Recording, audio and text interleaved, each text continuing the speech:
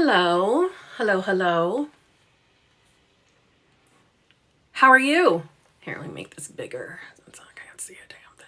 Hi, Jess.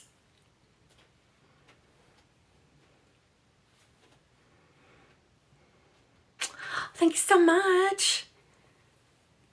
Good evening to you from Germany. I'm from Central New York. That's where I'm sitting. You know I love me some Hello Kitty.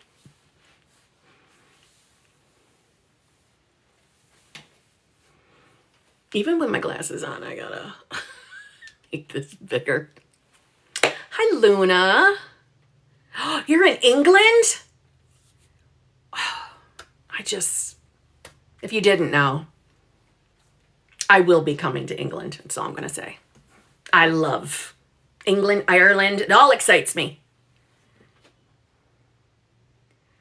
Well, look how this worked out. It's a beautiful unfolding that you're here. Look at that grand orchestration. But I said the other night I'd come back on Sunday. And I am finding that it feels easier to go live on TikTok than it does YouTube, even though I kind of think of my YouTube as home, because that's where I really started. Well, I want to tell you I'm coming tomorrow, but I'm not. What's the best approach to manifest reconciliation with complex circumstances? By not seeing the circumstances as complex, by stop giving them that title. You see what I mean? Michelle, I'm going to come back to your question, just so you know.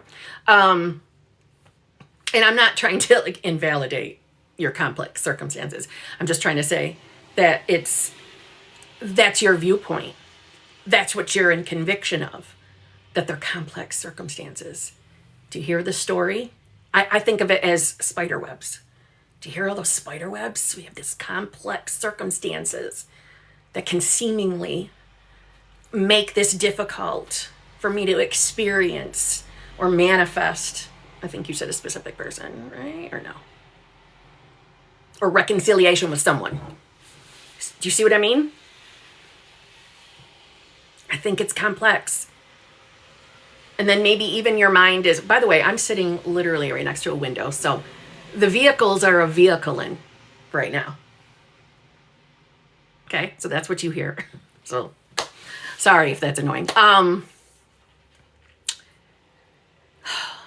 Thinking of a different way I can word this for you.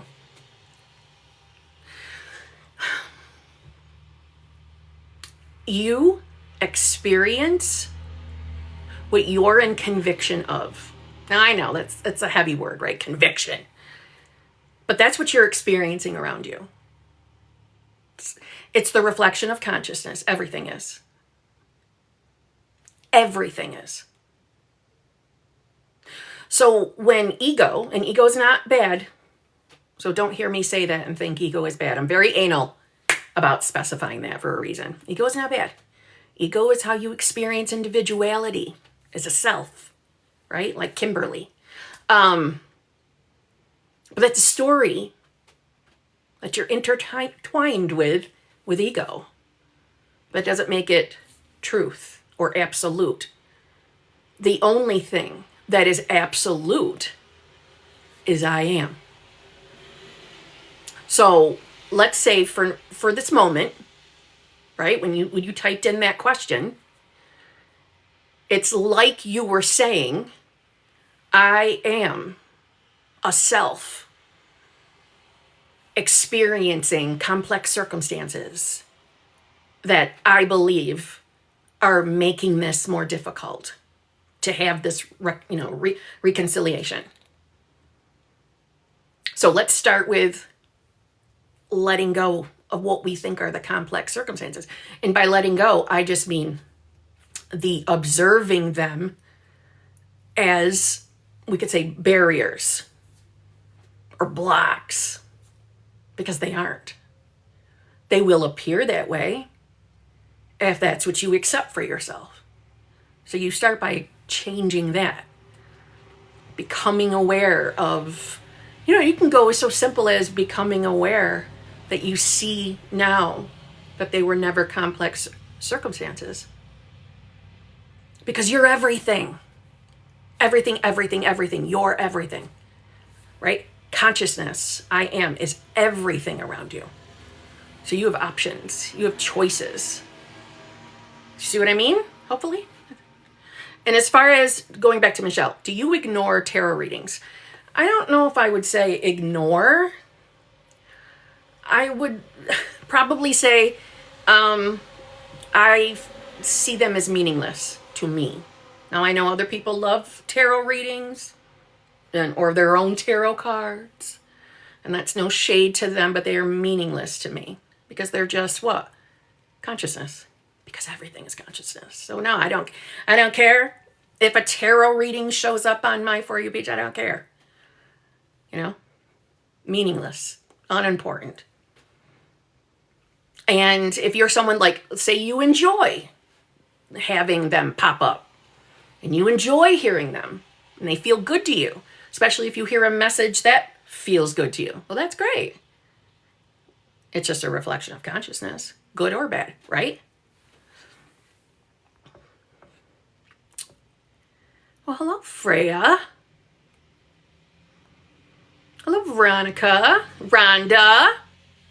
Oh, wow, I missed a lot. Hold on. Thank you, Leah. Y'all know I love Hello Kitty. Do you still talk to Brittany? Well, I know a lot of Brittany's, but are you talking about Brittany who has a channel like mine? And to that answer is, yeah, of course. I talk to her quite often. But if you don't mean her, then I'm not sure who you mean. How can we have so much power? Like, how can this work? Because you are all of it. You're everything. And I know that can seem like a lot, but you're everything. Everything is reflection of consciousness. Everything is I am. Everything is. Right? Everything.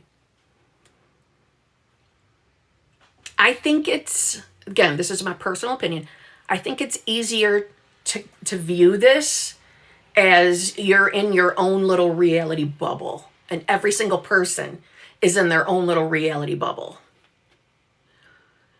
So if each one of us have our own little reality bubble, each one of us in our individual bubbles, we are the full creator, the source of everything in that bubble. See what I mean?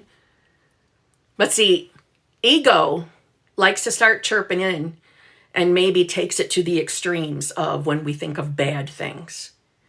And we want to start, blaming and shaming ourselves for bad things that happen. And that's just the way I see it. Ego coming through that back door and trying to make you feel things. To keep you busy with thoughts, feelings, and emotions, and more cobwebs, more stories. So I wouldn't busy yourself with that kind of thinking. That's just my personal perspective. What's up, handsome Squidward? How are you, my friend?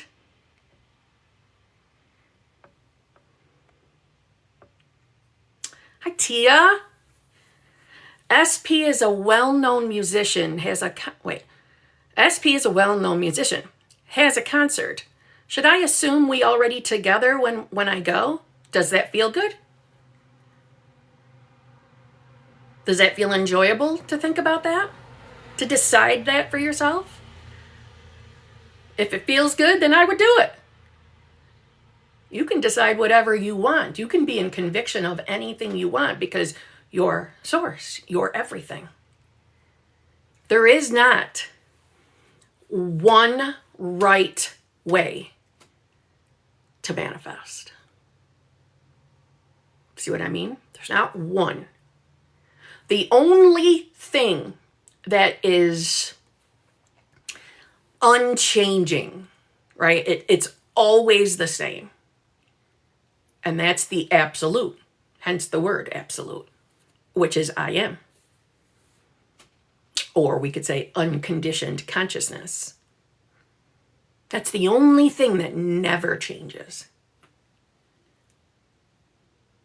See what I mean? Like, why can you manifest a person back? Because you're source. You can do anything, any desire, right? All desire is automatic yes. Now, can you believe that you can't do that? Yes. You can have any possible belief at any given moment. When anything starts to feel like restrictive, I must do this in order to have that. That is your immediate moment of knowing that's a limit. That's a layer of conditioning. Immediately. Because the only thing, like I said, the only thing that is ever truly absolute is the absolute.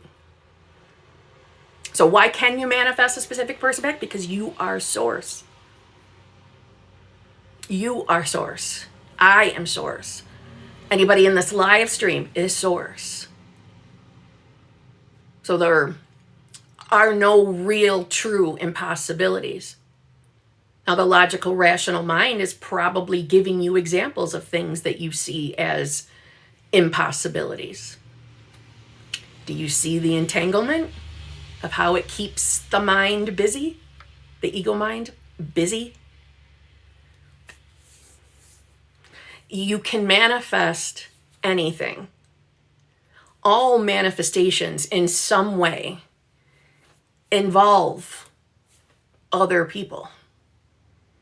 So why would romantic love be the only thing that we can't manifest? Where is that written? Right? Who said that? Who decided that? Any category. You can manifest anything you want except this. It's either all or nothing. Do you see what I mean?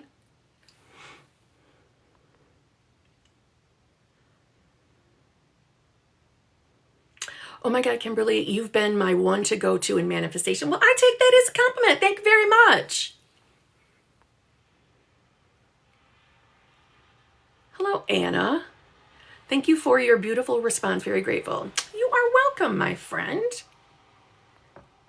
Guys, please, whoever is new, listen to Kim. She's amazing. Been following for 3 years now. But first of all, thank you so much for, being my friend for 3+ years. I totally appreciate that. What's up, Mistress of Makeup? How are you? Sorry, guys, I'm just catching up with all of these. This damn thing goes so fast.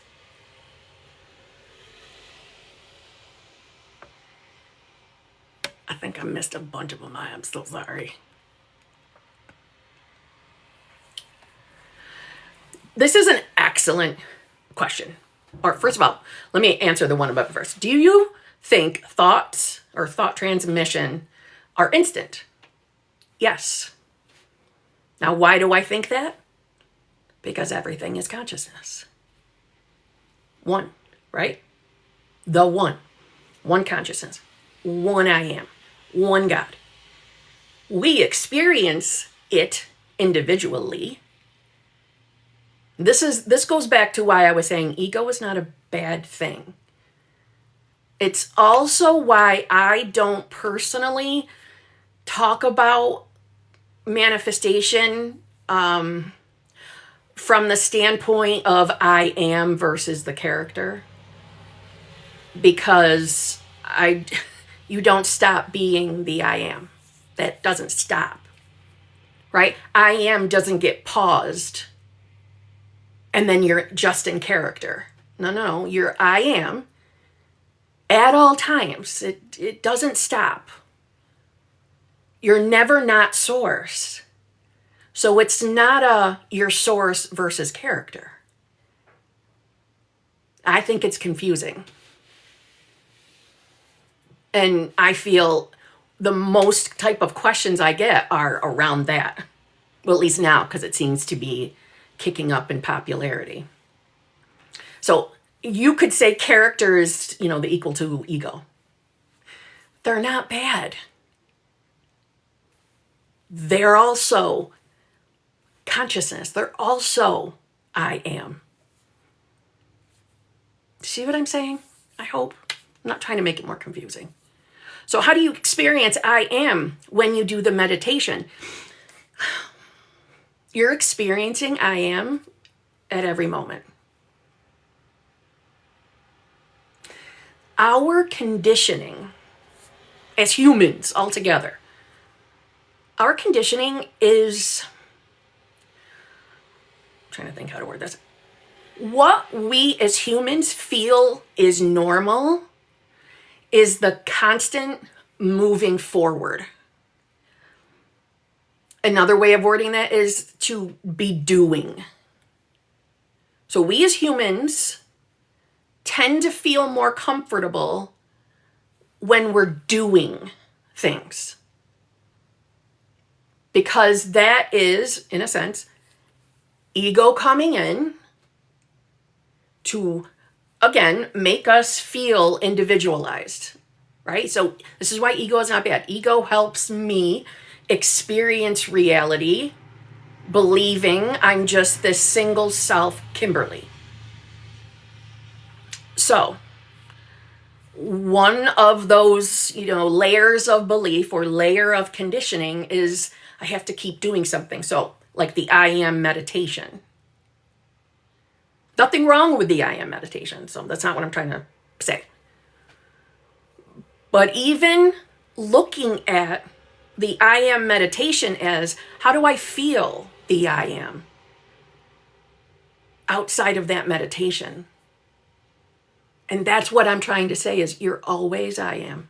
You're always experiencing it. I look at the I am meditation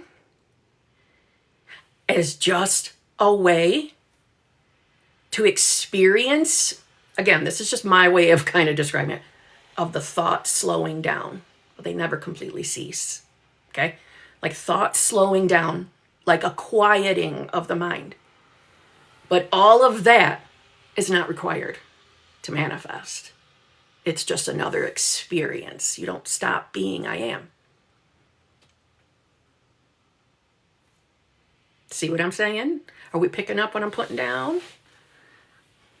So you're always experiencing I am. That never stops. Ever, ever, ever.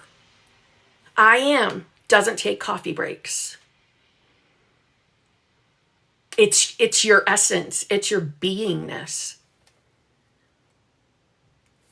And this is another thing, I would say, another layer of conditioning, back to what I was saying about always that very human-y thing to feel like we're moving forward, which is why linear time feels comfortable to us, because it's our way of looking at the windows of experiences.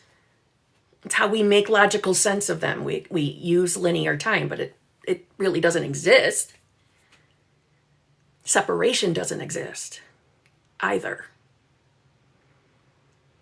So ego, you could say, is also manifested. Ego is the manifestation of consciousness. And all it is consciousness with layers of conditioning. They are not bad. They are just experiences. And back to what I said about how we as humans need that, that feeling of I'm doing something. So as far as manifestation goes, techniques satisfy the feeling of needing to do something to get something. Where all of this is just to get you to essentially come back home. And by coming back home, it's waking up to knowing yourself as source. And all of that was just experiences.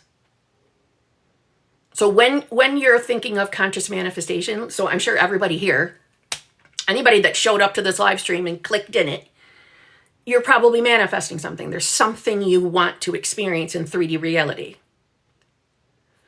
Just like I wanted to experience having a relationship that I would have labeled as a loving, fulfilling, committed relationship. I wanted that experience. So when I first found manifestation, I felt like I had to do all of these techniques so that I would be rewarded with the manifestation in 3D. And as we evolve and grow, we realize I never had to do really any of those things. But someone can keep saying it to you and saying it to you. It doesn't mean it's sinking in until you hear that and accept that and realize there was never anything to do except know yourself as source. And that's where the fun comes in. And from that, it's knowing yourself to be who you want to be. But that's playing. It's playing with it. So what changed for me in order to experience the me having the relationship?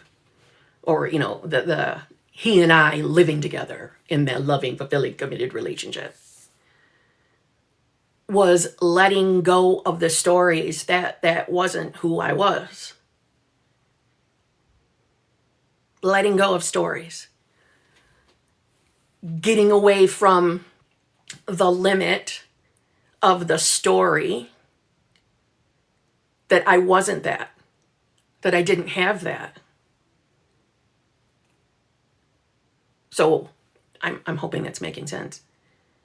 Everything you believe about yourself is a layer of conditioning, or we could say a belief, an assumption, an entanglement. When really, you're none of those things. You're just source. And I shouldn't word it like you're just source. I mean, source is everything. So you can have whatever you want. There's nothing off limits to you. At every given moment, we are in conviction of something that we're experiencing through ego. Every moment. So we could say, who are you in conviction of being? Or another way of saying it is, you're either I am or I am not. And by I am not, I mean the layer of conditioning, the layer of belief that I don't have the thing I want, or I'm not in the relationship with who I want to be in a relationship with. So I am or I am not.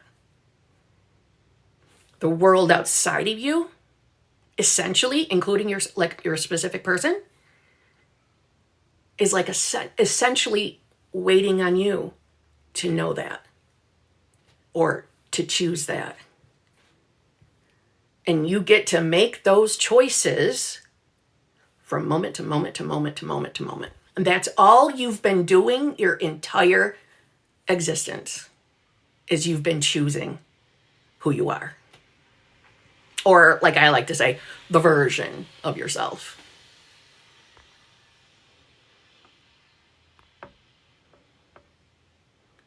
Everything is happening in consciousness now, yes. Why do we have to imagine a scene for it to show in 3D? Well, quite frankly, I don't necessarily believe that we are limited to having to do that. I think that's just a technique that satisfies, like I was saying earlier, that satisfies the layer of conditioning, or the belief, that you have to do something to get something. Which is why, from my own personal experience, that waking up to fully accepting, understanding that you are source, when you fully grasp the totality of that, and by the way, we can't even perceive the true totality of what that means. So this is just from our little humany perspective of what that is. You And again, if you think about anybody who talks about this, telling you you are source, I'm talking about, I'm sure somewhere in what they're saying, the idea of you not having to do techniques becomes a part of that. Do you see what I'm trying to say? Because the more you're aware that you're source, you are everything and can experience anything and everything, you no longer feel that you have to continue to do techniques. Let's just say, I don't know, I'm making this up, like the daily doing techniques. You see that you never had to do them because you're not fighting with yourself. Which is why remembering your source, and we could say putting the focus there, putting your awareness there, frees you. Frees you. And the ego will at some point stop fighting against it. Stop fighting you. But the ego will always be there. Right? You're not going to stop being aware of who you are. Like I'm not going to stop being aware that I'm experiencing Kimberly. But I don't think I have to do a visualization to have my relationship. Because I'm just being. I'm just living as her. Just like you were living and being whatever version of yourself discovered manifestation. You know, or I could say like why your life looked the way it looked like when you first found manifestation. You were just living life and being who you believed you were. So when you want to experience something, essentially it's like you stop fighting against it. You stop telling yourself that you don't have it.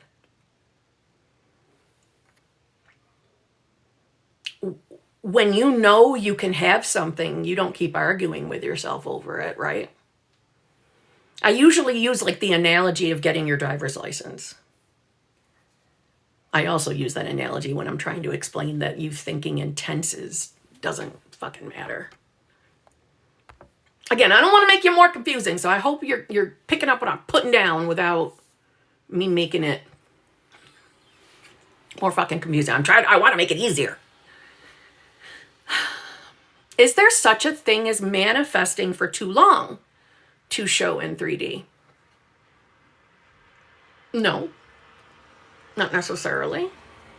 Unless, well, first of all, like I don't know why I have you guys at an angle, okay? But it's getting annoying to me. I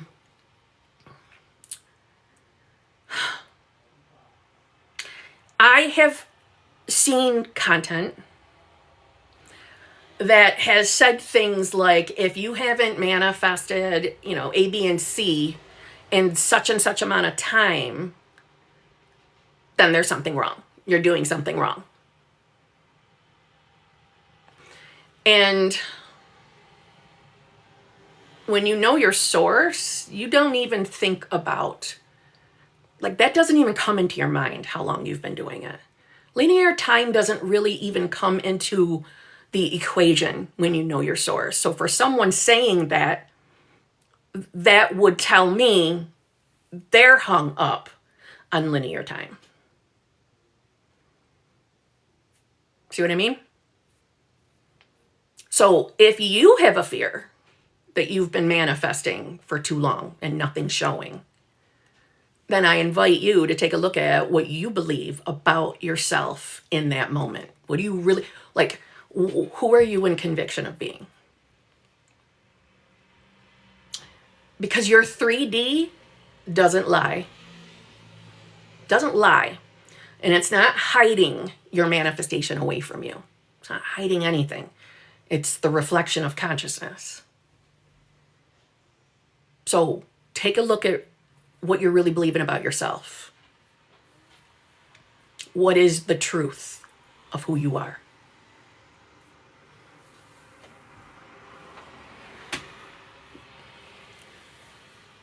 Oh my God, this is hilarious. Okay, so like every few minutes, this must be from TikTok.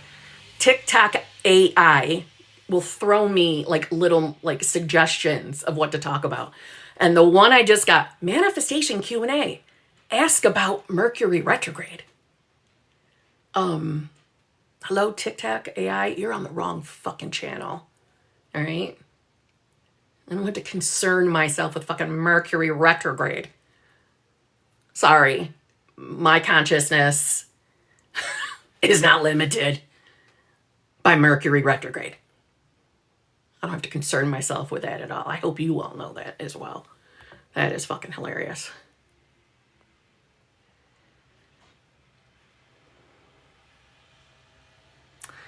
I trust that I'm source and here to experience the human life.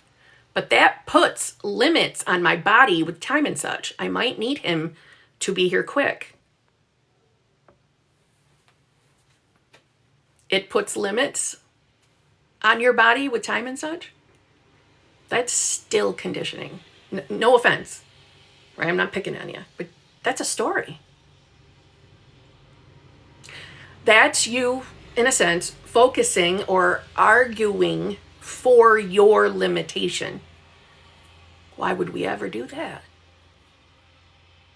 Why would we ever do that? You're going to allow yourself to focus on things you're afraid of? What if he doesn't get here fast enough? What if he doesn't manifest quick enough? What if I don't have enough time with him? Your God, your source. Do you think, whatever you believe like source is, do you think it's afraid of not having enough time with their specific person? Or that something's going to take too long to manifest? Do you hear that? And I bet you there are people who resonated with your comment. I remember when I used to be afraid of that. I used to worry about that. I used to be pissed that I didn't discover manifestation earlier in my life. But that was just a story, an entanglement that I was limiting myself to without meaning to. I like to think we don't deliberately limit ourselves. We just get so conditioned to thinking about shit like that it just comes in and we just accept it.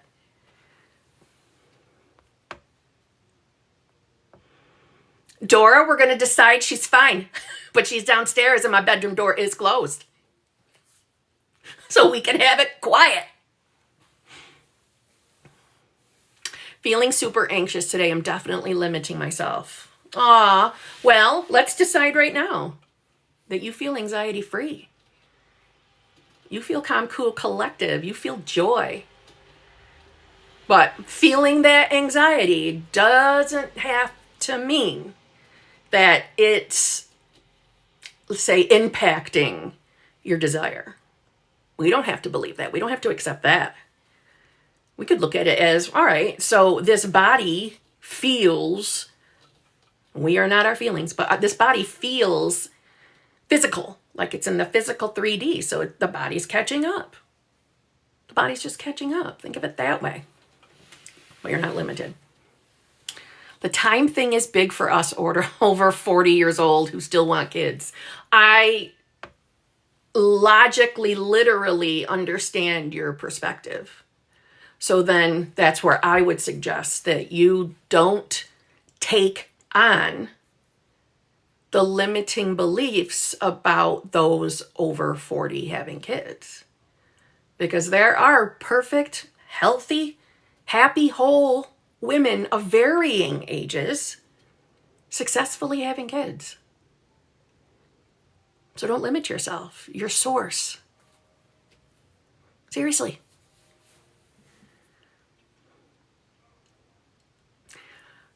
Time is only an extra dimension used to measure experience and change. Used to experience, to make sense of frames of reality. Exactly. It's optional. I know it doesn't feel like it, and that can be a tough pill to swallow. I know. It was tough for me too. Just like free will was a tough one for me to get on board with. So I get it. That's why I don't pick on anybody when they're not getting it. Because I remember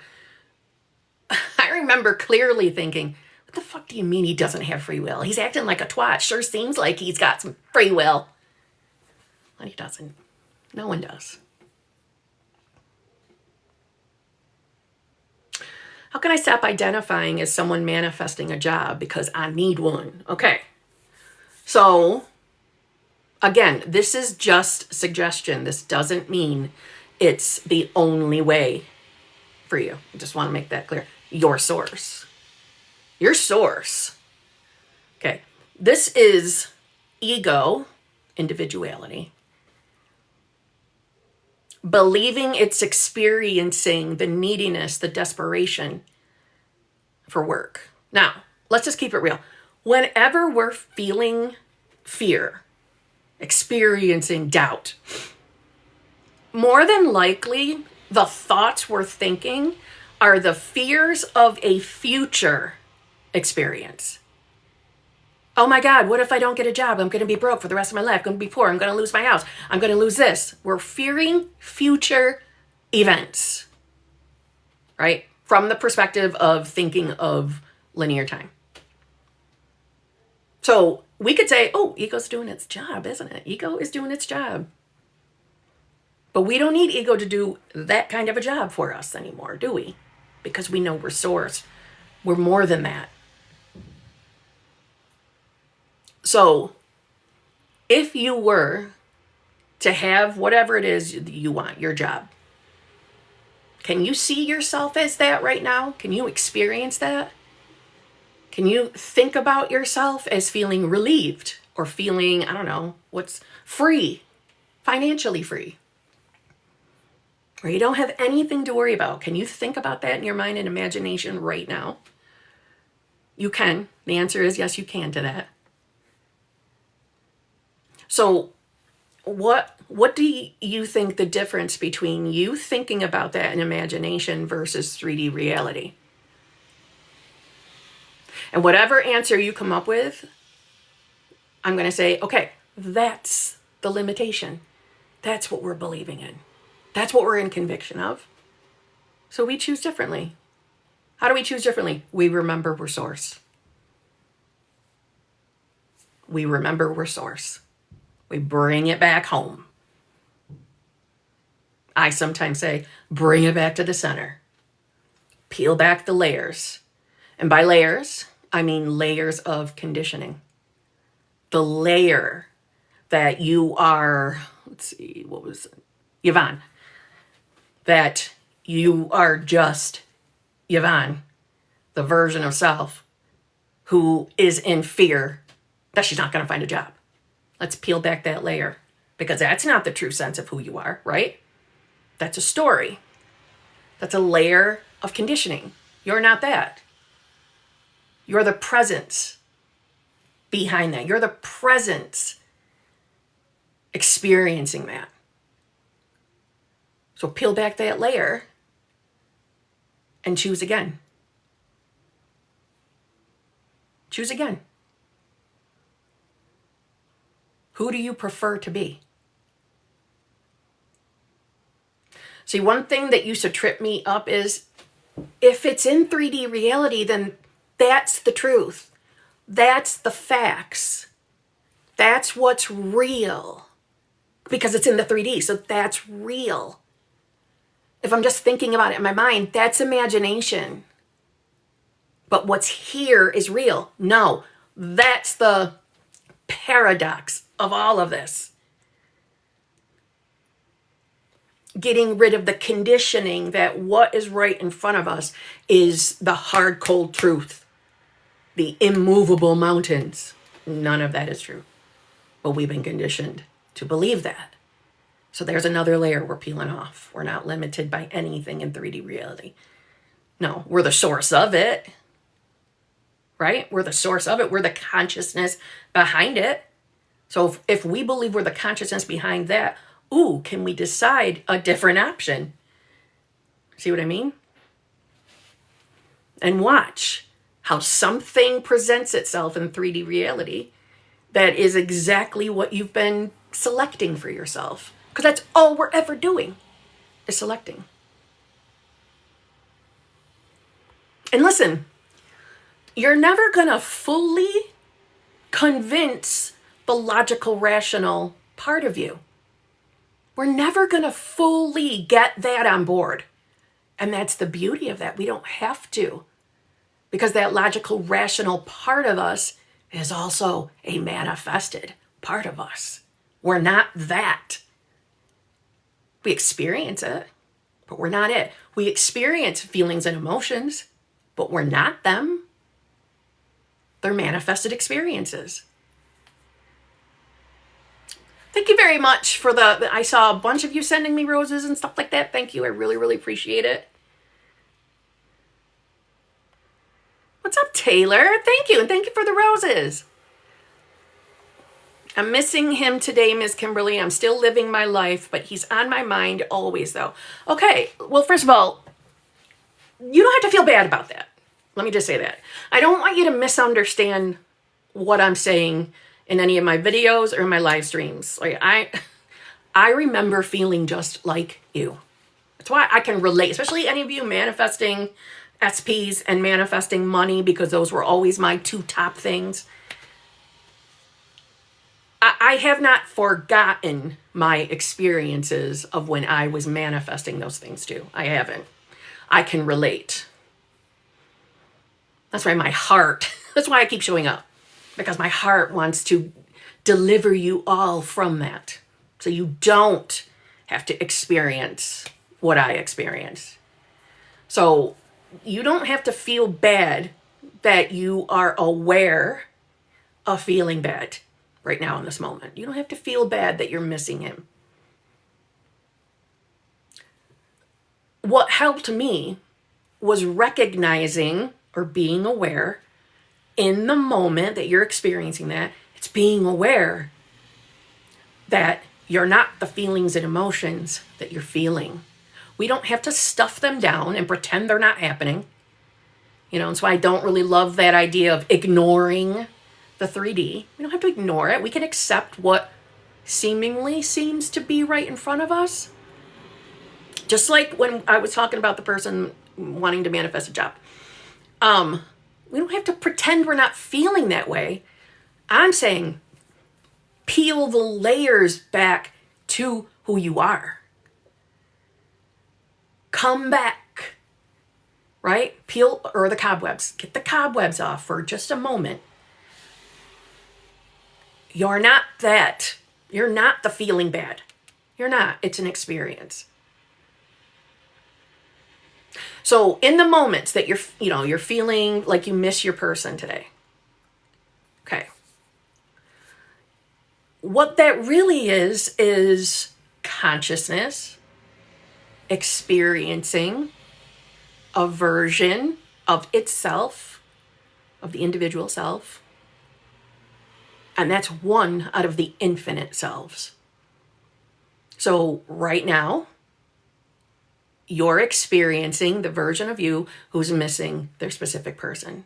And the reason why it hurts or is upsetting is because in that moment, this version of you is in conviction that you don't have your specific person. You're not in relationship with your specific person. That's what feels true to you in this moment. And that is okay. It's just a moment. It's just an experience. So you can feel your feelings and feel your emotions, but at the same time of doing that, you can also be aware that your source. You can be aware that having those feelings and emotions does not prevent you from experiencing the life you want. It doesn't stop you from manifesting or experiencing the relationship with your person. They're just there. Just like thoughts, they're just there. This is why we don't have to be afraid of our thoughts.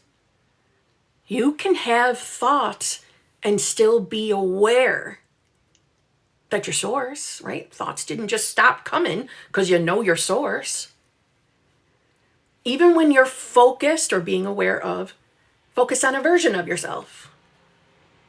And whether we like it or not, we're always focused on a version of ourselves because we're always experiencing. That's what we're here for, experiences. This is why I'm saying ego isn't a bad thing. You can be aware of source and from there choose who you are and not associate feelings and emotions and thoughts with the limit of saying, I am not that self. You are like, what's a really big building? You're like, I don't know, what's it called? Like, is it skyscraper? Is that a building? I can't remember. High rise?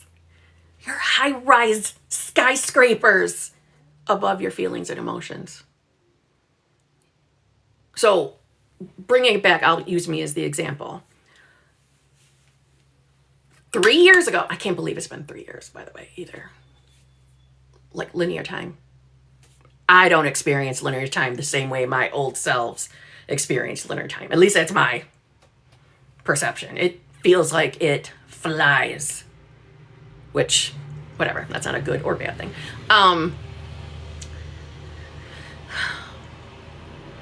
When I fully stepped into the understanding of I am, which was, like I said, I still can't believe over 3 years ago now. And from there was knowing myself to be the me in a loving, fulfilling, committed relationship. I always say the full thing because that was my thing. That's what felt good to me, to say that.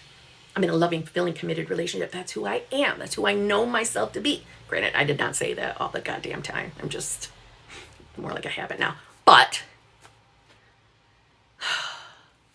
the knowing that I could have a bad day, I could have a day where I'm spiraling, I could have a day where I'm, crying my tits off or being frustrated with, I don't know, reality, people around me, frustrated in general, that I could feel all of those emotions and feelings and at the same time be of the awareness that they are not preventing me from having what I want. It is the most freeing feeling. You don't have to be afraid of emotions or feeling bad or missing your person. You could still choose who you are. You could still know yourself to be who you want to be. If I can do it, anybody can do it. And it still brought him. Still showed up. See what I mean? You're so much more than the bondage that we've all been conditioned with.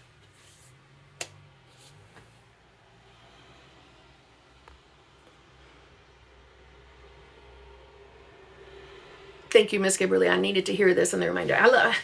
You are friggin' welcome. And I'm going to tell you right now, you are going to be with your person. It's going to happen. And you're going to come back and tell us that 3D unfolded beautifully. It worked perfectly. And you're happier than ever. It's totally going to happen. You'll come back and tell us in a live stream so that I can say, I told you so. Told you so.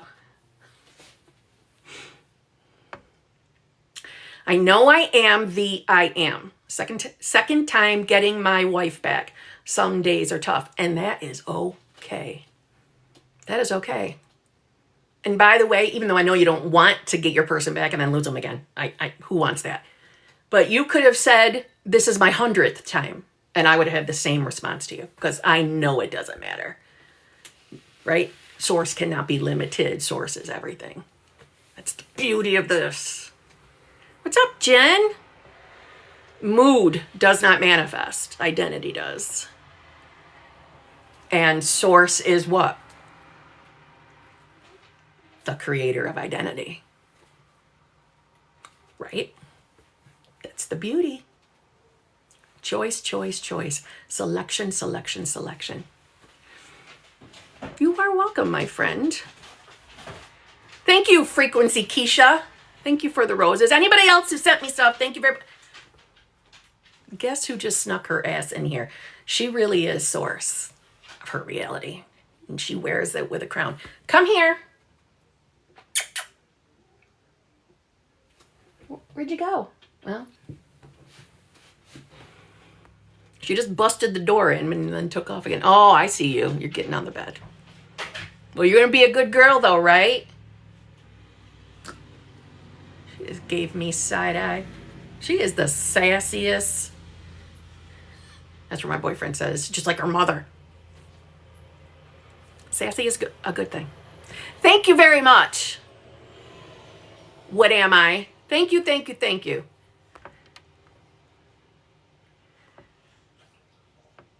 Ellie, I love you. Thank you for such a nice comment. Can you talk about, wait, hold on. Can you talk about worried about not being healed enough? I would love to manifest a healthy relationship. I would love to talk about that. Maybe the sass might come out because I enjoy the sass. Sass feels good to me, so I do let it out. To anyone that believes they have to be healed to manifest, I would like to personally right now, I'm delivering you from that. Here's me, okay? Because everything is right. Here's my little charger because I don't have a charger, like a regular charger upstairs yet. I'm still not unpacked. We've been living here a little over 3 weeks. Okay, I'm writing out. Here's your permission slip to stop thinking that. There you go. I'm handing it to you. I got that from Bashar. No, let me just say this. Okay. When you believe that you have to be healed, can you tell me, how are you going to know that you're 100% healed? And by Alexis, I'm not saying you have to answer that, and I am not coming at you. I don't want you to think I am. I appreciate the questions because I love sassing things down. So I'm not picking at you. But to anybody out there, tell me, when is it officially, right? How do you know officially, oh my God, I'm officially healed. I am officially healed. My work is done. How do you know? When does that, right? When does that appear? What does that look like? I'm going to tell you right now what it's going to look like. It's called never. It's never happening. Because it's a constant cycle, cycle, cycle, cycle. Cycle, cycle. Fix, fix, fix. Heal, heal, heal. All right? Yes, you'll just keep manifesting more healing. Thank you, Nikki M. Say it louder. Say it louder. It's true. So no offense if you believe that, but I want to free. And I love that someone named Cycle just came in. Thank you. After I just said cycle, cycle, cycle. All right. That is not a coincidence. But, sorry. I told you I was going to be sassy. So, I'm hoping that right there is waking anyone up to the idea that no, friends, you don't have to be healed. You want to know why you don't have to be healed? Because right now in this moment, as you're listening to me run my jib, you already are. There was never anything to heal. Your source. Your source. What else is there? Your source. You're already perfection. You are already flawless. If you're flawless and limitless, what are we healing?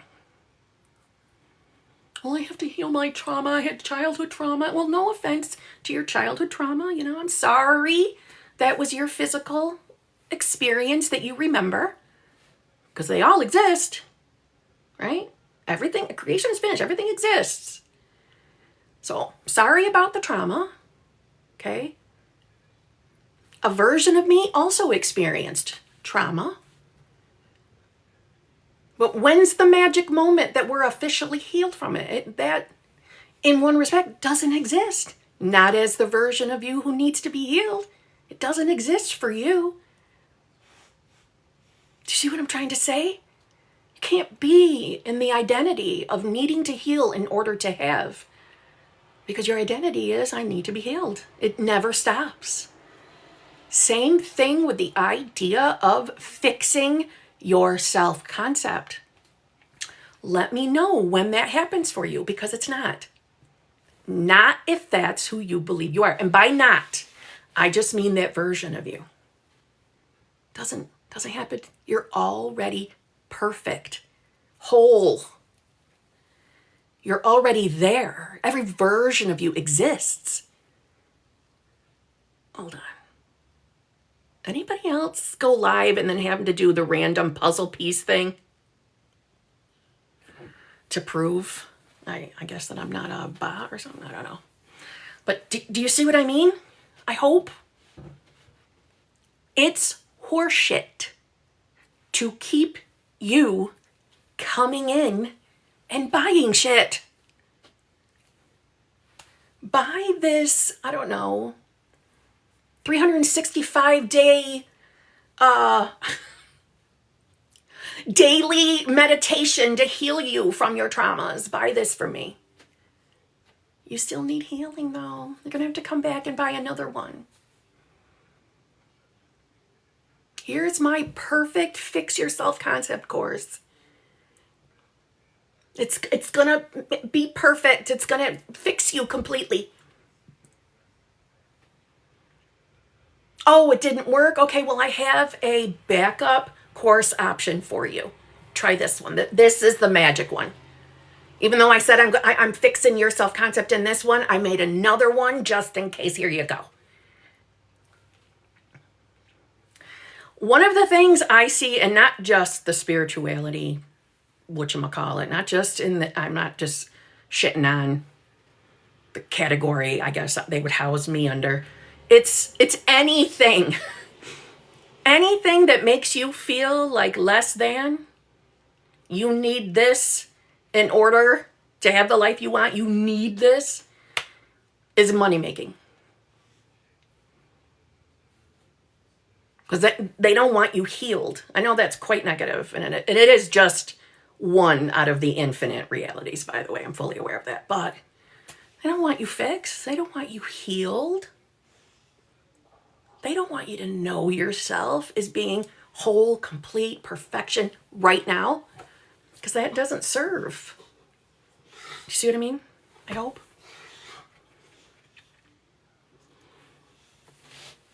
Exactly.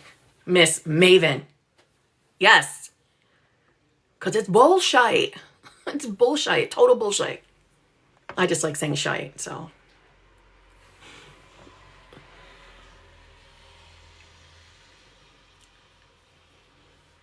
So true. I spent nearly a year following a coach that focuses on self-concept and was trapped. Mic drop to that, okay? Mic drop. Thank you, Kim. I've come a long way, but you're right. There's always more, and it's tiring. It sure is.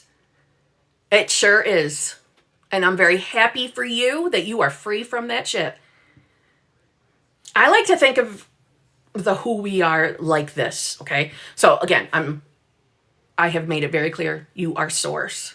So right now, what I'm talking about is the self you believe you are. So for me, it's Kimberly, okay? I have two pictures that come up in my head.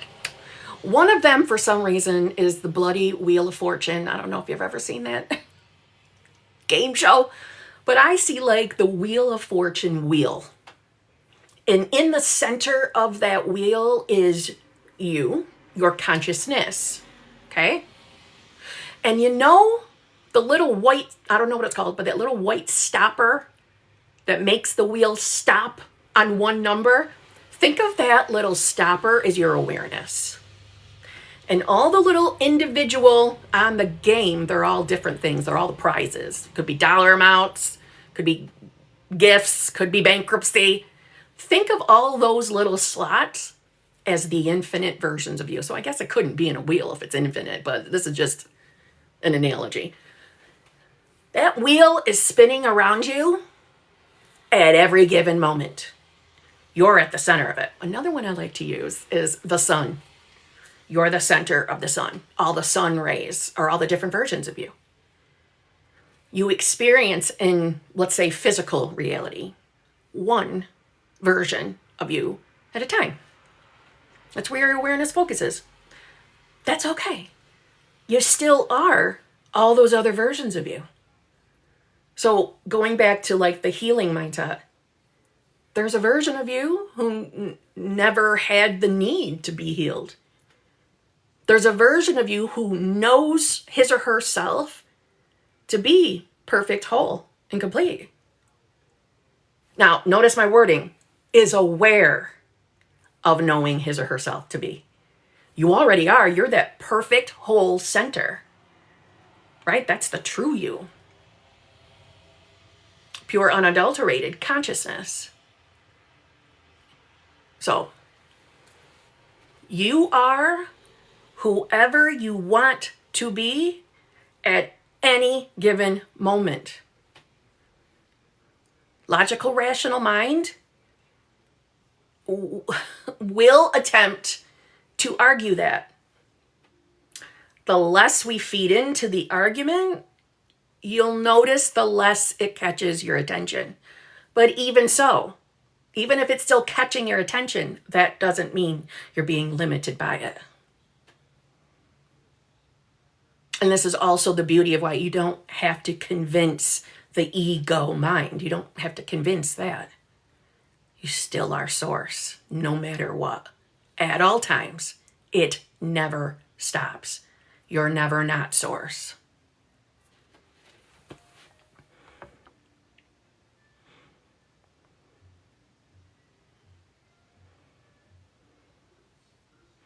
How do I deal with negative thoughts even though I have the knowing it's all mine and done? Well, you can have that knowing and still get negative thoughts. That's because thoughts, well, listen, I just want you to know, I at one time was afraid of my own negative thoughts.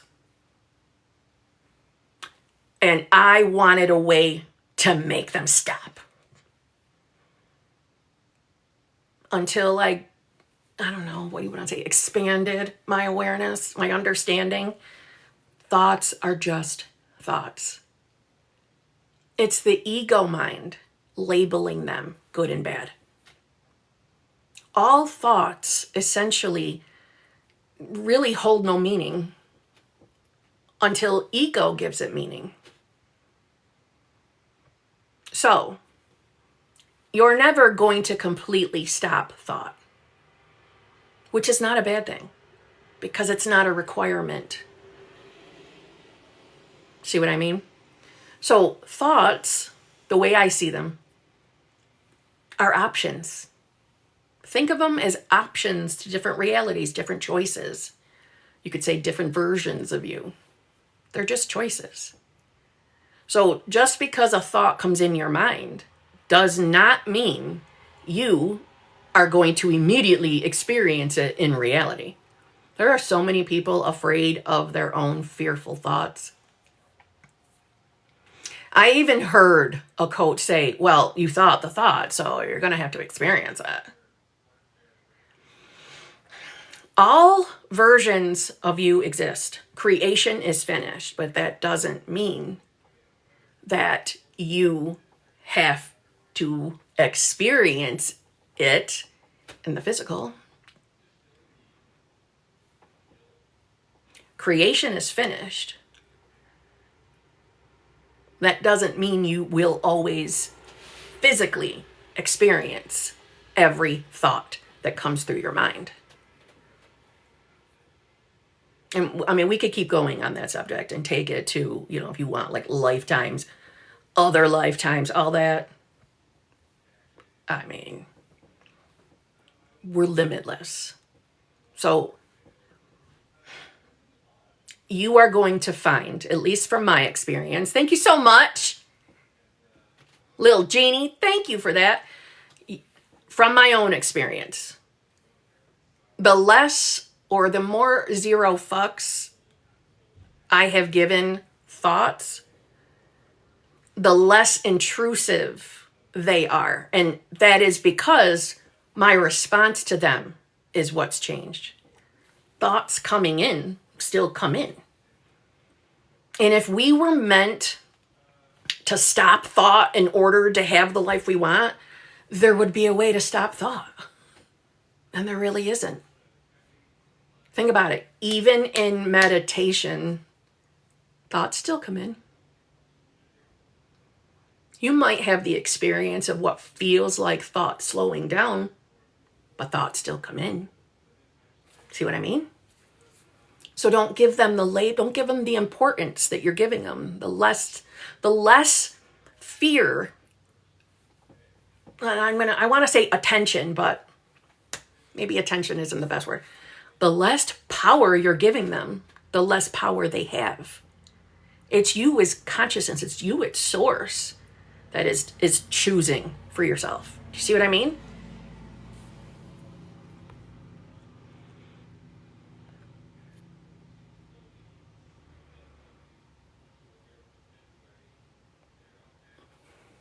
Do you pray? Well, do you mean like what a specific religion considers prayer? Because I'm going to say no to that, but if you're talking like, we could say Neville Goddard and his interpretations of the Bible, which I do agree with, praying really is no different than choosing. I could say your word is the word of God. Now, anybody that's still very attached to religions, and that's plural, I'm not picking on just one, it might hear that and think, oh my God, that's blasphemous. How dare you say that's the word of God? But your source, your words are God. So you could look at it as you're praying from moment to moment to moment to moment to moment. Your word is God. Right?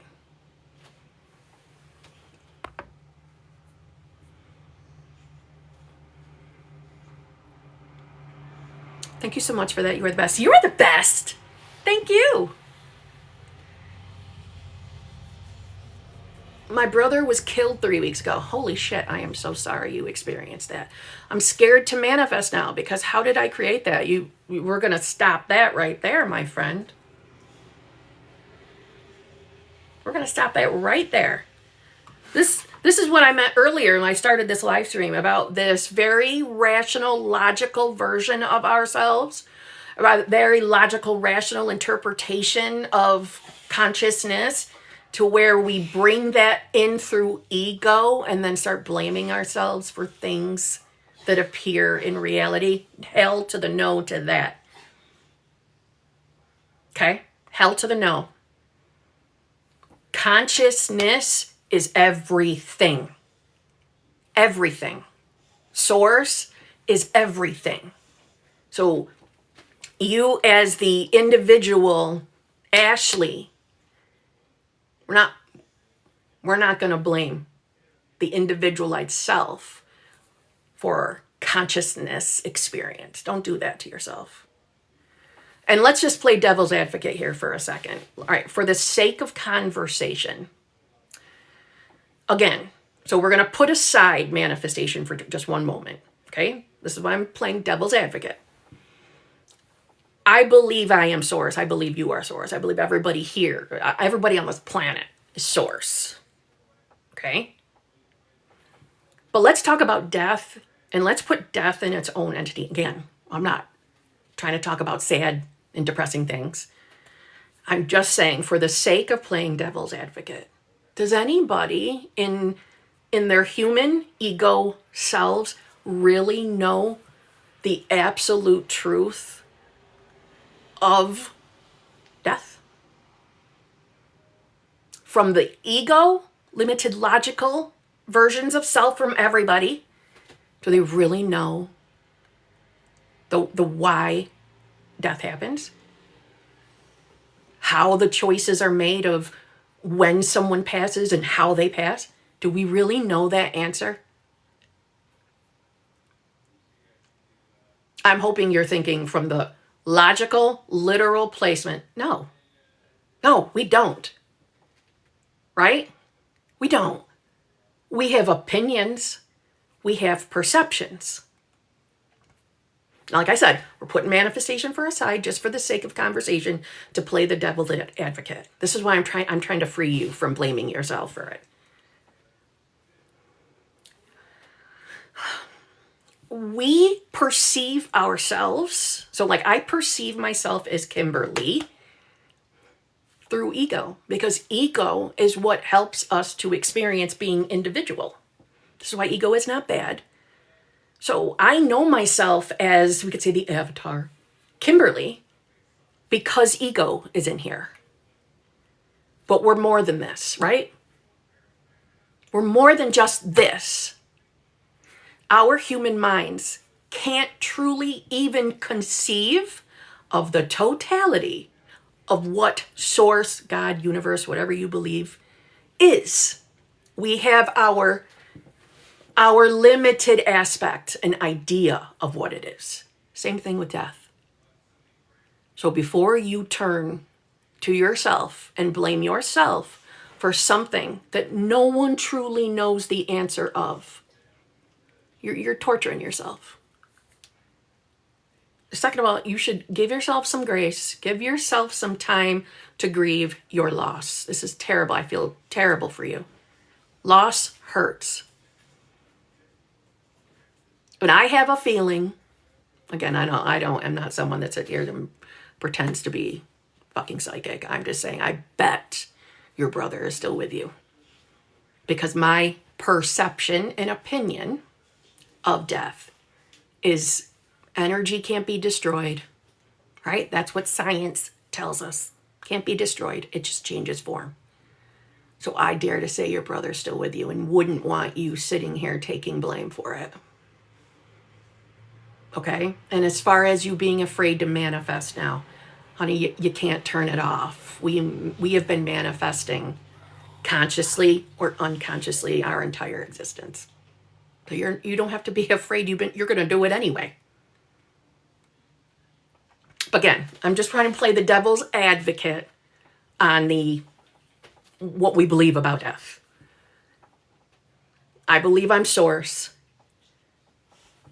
but I also believe that no one knows the truth or the totality of what death is, why it happens the way it happens. No one knows. So we should never blame ourselves. Okay? I think it's just my brain trying to rationalize what happened. Of course it is. Of course it is. And that's another really good example of how the mind is always doing its job, trying to rationalize and analyze everything to predict our next moment or our next step. It's doing its job. That's why we don't have to be afraid of it. That's what I'm trying to say. It's just doing its job. But you're still source. You're source of everything, of all.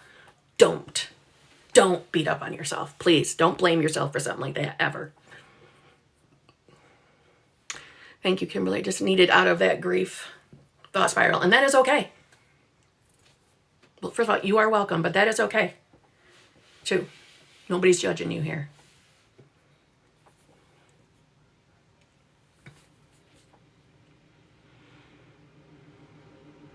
How to know if I'm using law of assumption for avoidance. My sweet friend. Where did you get the idea that you might be using law of assumption for avoidance? Where did you get that from? Because that sounds like somebody else's very limited, logical, and boring as fuck mindset. Avoidance.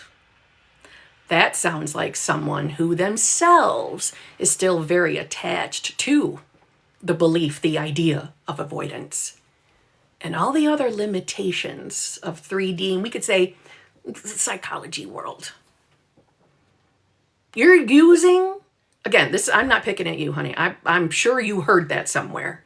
And now that little fear has been implanted And ego is bringing it up and using it against you. God, that is silliness. I really want to hear where you got it from so I can get on it. So I can free you from that silliness. If that just crawled into your mind on your own, okay, I'm going to free you from it. But if you heard that from somewhere else, give me the whole message and I will point for point that out of why that is a bunch of fucking poppycock. You're using law of assumption at every given moment. This is another reason why I won't join the I don't like the law of assumption train. I won't do it. That's so fucking dumb. It's just silliness. Law of assumption is what you assume to be true or what you believe to be true will be true. That's all it is.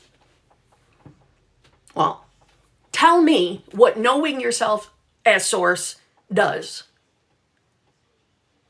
It frees you from anybody else's limits, hopefully.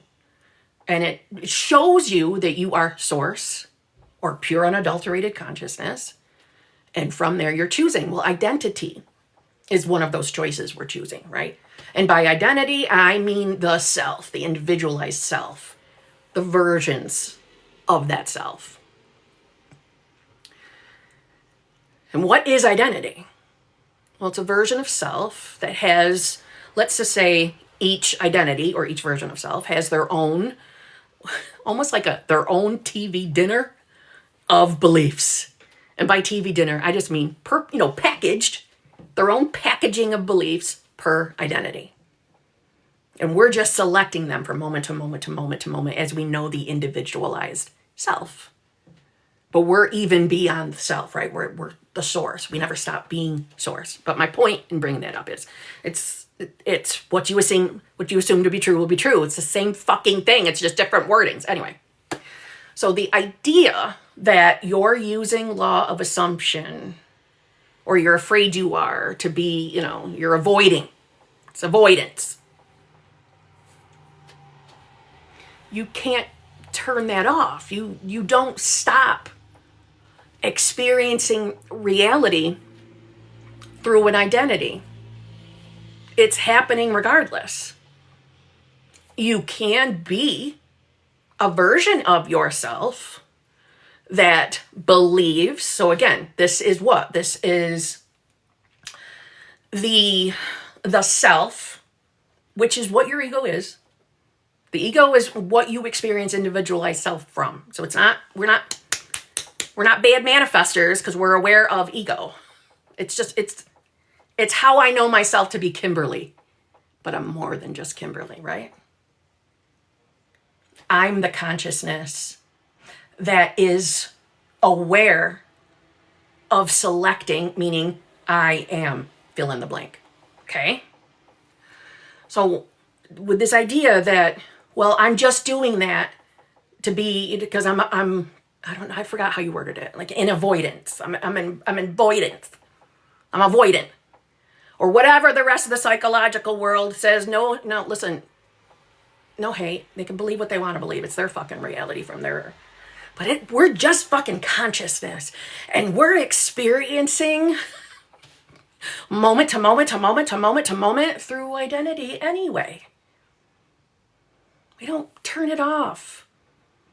We don't stop being I am. We don't stop being consciousness. So if someone has made you feel that you're only believing in this stuff because you're avoiding something, can't you see that out of the infinite, that is just one small aspect, or we could say version, of you believing that to be true, accepting that as true, because you're experiencing the reflection or hearing that in reality. You're not being avoidant.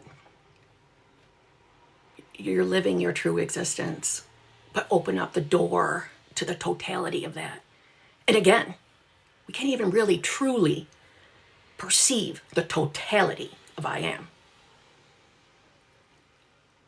See what I mean?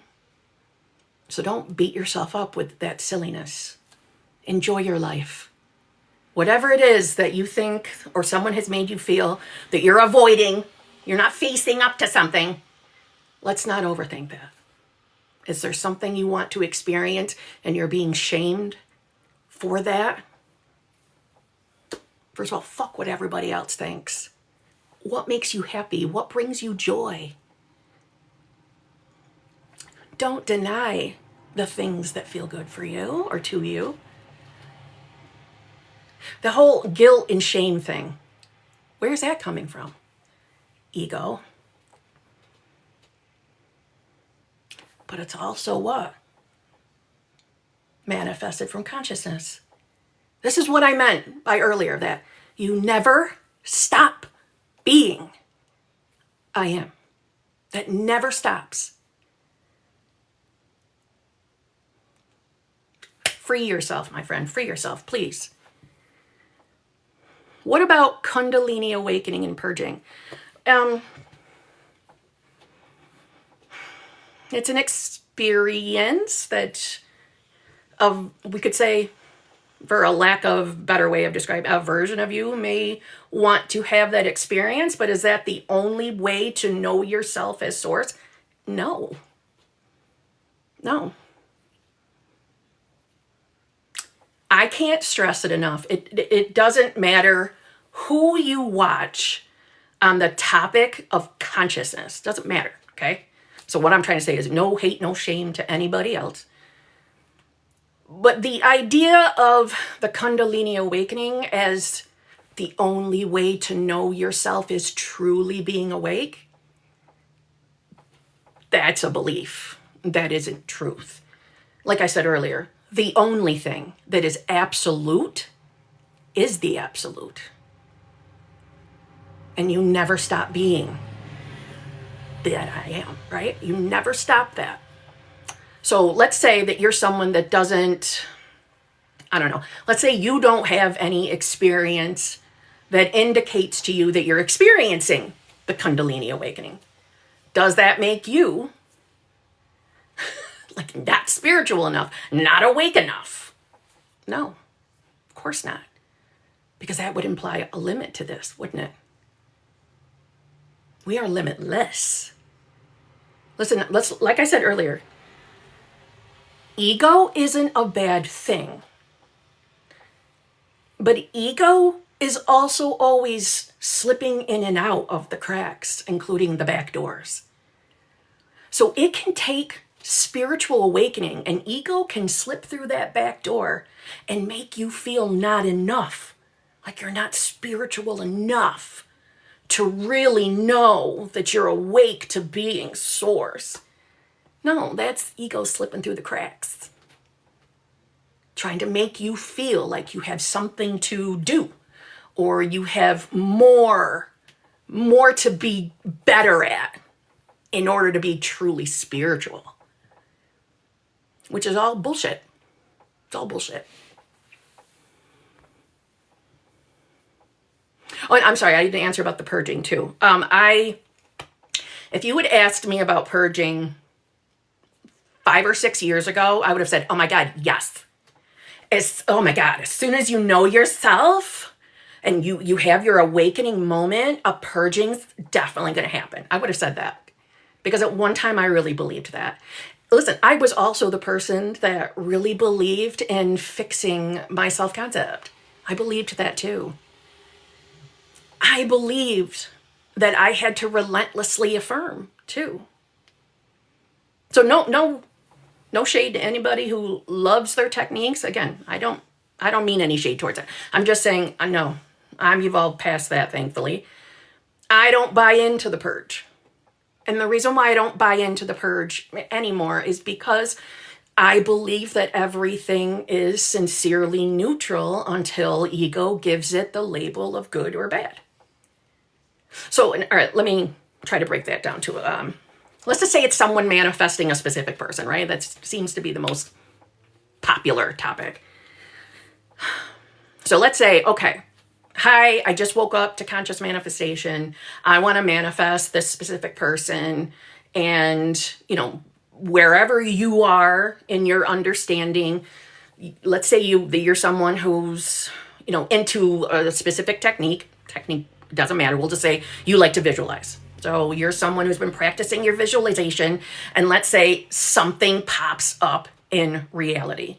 And let's say it's out of the blue. You see something on Instagram that says your specific person is now with a third party. Now, just for the sake of conversation, let's pretend your ego immediately why did that happen? I never thought that thought. Why did that happen? Oh, that's right. I just started visualizing. I just started techniques. It's just a purging of all my old beliefs and thoughts. That's what that is. I don't have to be afraid of that. Well, you were right in that part. You don't have to be afraid of that. But the way I view reality is the moment, again, we never stop being source, ever. Thank you for the gifts, by the way. I'm sorry. There's a bunch of you I've missed. I thank you to all of you. I sincerely appreciate it. So how I'm wording this, please understand, you never stop being source, okay? But let's just say for the sake of conversation, I know myself as source. I experience reality as this identity, this self, Kimberly, and from my experience, who I'm choosing to be, who I know myself to be outside of source, right? Source first. If we had to line it up, source is number one. From there is I am that I am, okay? So I am that, we'll say, version of Kimberly in a loving, fulfilling, committed relationship, correct? Because we're talking about SPs. If 10 minutes from now, something seemingly farts sideways in my reality, something shitty, I will, number one, freely allow myself to respond to it. So let's say whatever farted sideways is something that, oh my God, this is just devastating. And I cry and I have my emotions. I don't judge myself for having them. But I also don't think I'm limited because of them. I don't think that immediately means I've stopped being, who I've decided to be. I've stopped being, no, I had some tears. I had some emotions and feelings. Fucking cares. Right? So whatever that event, experience, circumstance was, I don't see that as, oh, this was just a purging. I'm safe now. It's just a purging. I wonder how long I have to wait for the purging to stop. I wonder how many more experiences have to manifest to know when the purging's over. No, how about fuck all that entirely? How about I'm just experiencing whoever I'm choosing to be? So even if it's something that the ego wants to label as terrible, it's just the ego labeling. It doesn't mean I stopped being source. That doesn't mean I have to decide that was me deciding I'm no longer I am that I am. Just means something popped up. In fact, I prefer seeing, it doesn't matter what I experience. It's the evidence that I am that I am. Don't worry about the circumstances. Now, I don't want anybody to hear that and hear it's like me saying, I don't worry about anything. You guys worry about too much. I don't mean it like that. I used to be the person who worried about everything and worried about what showed up in reality. I used to be the person that if I had a negative thought, I would be terrified that thing was now going to show up in reality. And then I would make myself feel terrible because I allowed that thought to enter my mind. I'm just trying to say, you can be free of all of that thinking right now because you're source. You're everything. So if you have decided that you are, again, I am that I am, and it's who you want to be, then don't you worry. Whatever you're experiencing is the reflection of it, but only you can decide that for yourself. I can say it all day long in a video. You have to choose that for yourself. Do you see what I mean? I hope I did not make that any more confusing. That's me terrified. Well, let me unterrify you, friend. Don't be. Don't be. I know that's so easy for me. Just don't be. Just get over it. But I promise, I'm telling you, the moment, and again, I still can't believe it's been fucking over 3 years now. It's still, I'm telling you, when you really, really start that, the knowing who you really are, everything feels different. Like the experience of linear time is different. Or at least in my perspective, it is. I'm not saying you have to have the same perspective as me, but when I came to that moment, and I should tell you, I came to that understanding or that decision in the middle of a spiral. I was in the middle of losing my shit in my living room. Very unhappy with 3D circumstances. And it wasn't just in one area of my life. It felt like, to me, like my world was on fire. And not in a good way. In every area. That's how I felt. I was in the middle of a spiral. And it just came to me like, fuck all of this. Fuck all of this. Not only am I so over hearing everybody else's rules on how they think manifestation works. I mean, this is what I was thinking then. I'm so sick and tired of the 1,000 different, this is how you're supposed to do it. No, this is how you're supposed to do it. No, that's wrong. You have to do it this way. Fuck all of it. I don't want to be afraid of having a thought. I don't want to be afraid because I had an emotion. So how about fuck it all? I'm just going to decide this is who I am. This is who I am. Period. I'm not going to fight with the mind anymore. That was the most freeing moment ever. However, by me saying that, I don't want you to hear me say that and think, just make your decision and get over your shit. Just make your decision. Because I know it didn't feel like I was never going to have a shitty thought again. I'm just talking about the fear of it all. The judgment because you get a shitty thought. The judgment because you cried. The judgment, like the person earlier, they missed their specific person. Again, we can keep dissecting things, but I'm just saying it's all fear. Ego coming through the back door, ego coming through the cracks. Knowing yourself as source doesn't mean ego shuts off. You're still going to experience ego. This is what I'm trying to say. It's not bad. That doesn't have to mean that it has to inhibit your desires.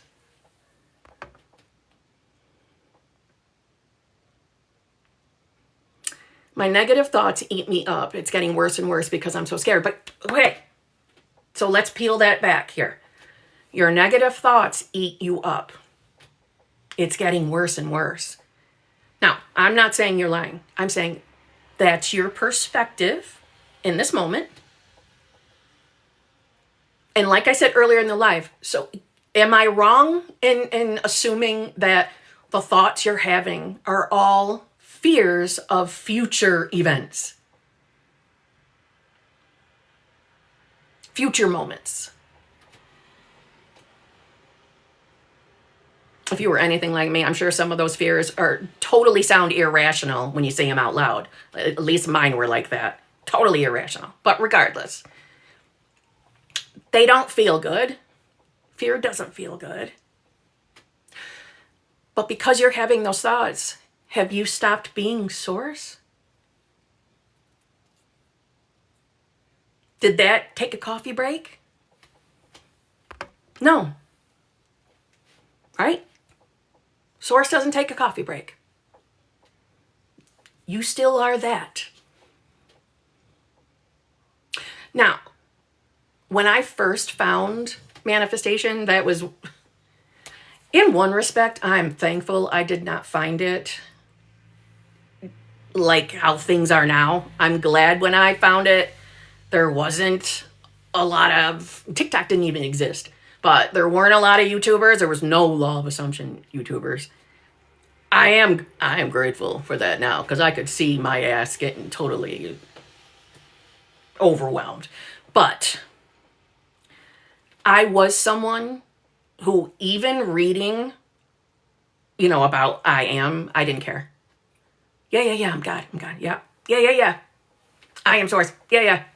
How do I get what I want? That was me. Yeah. Okay. Yeah. I'm source. Yeah, I'm God in my reality. I'm God. Yeah. How do I get my manifestation though? How do I get my SP, bitch? How do I get that?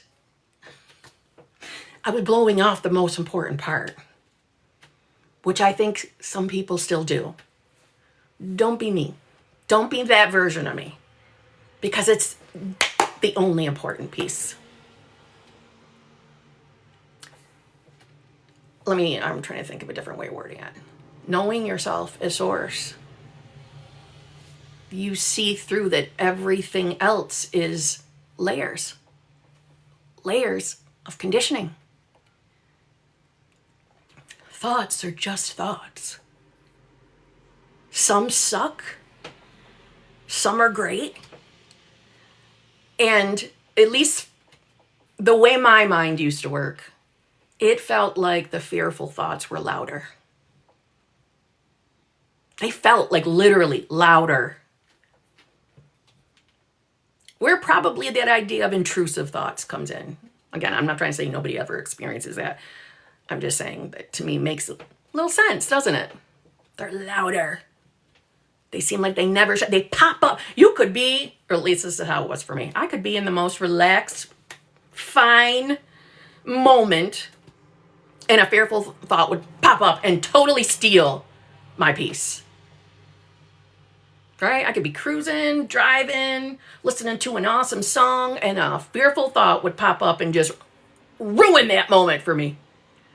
And then that would do what? Well, I would sit, I would marinate in it. I would notice, the way my body's responding to it, which made me, feel worse, which did what? Took me down the spiral of even more shitty thoughts and things to be afraid of. And then the next moment, I'm losing my shit while I'm driving down the road. I'm just saying, they're just thoughts. They hold no power over you. They hold no authority over your world, your reality, unless you give them that authority. And another view of that is they're options.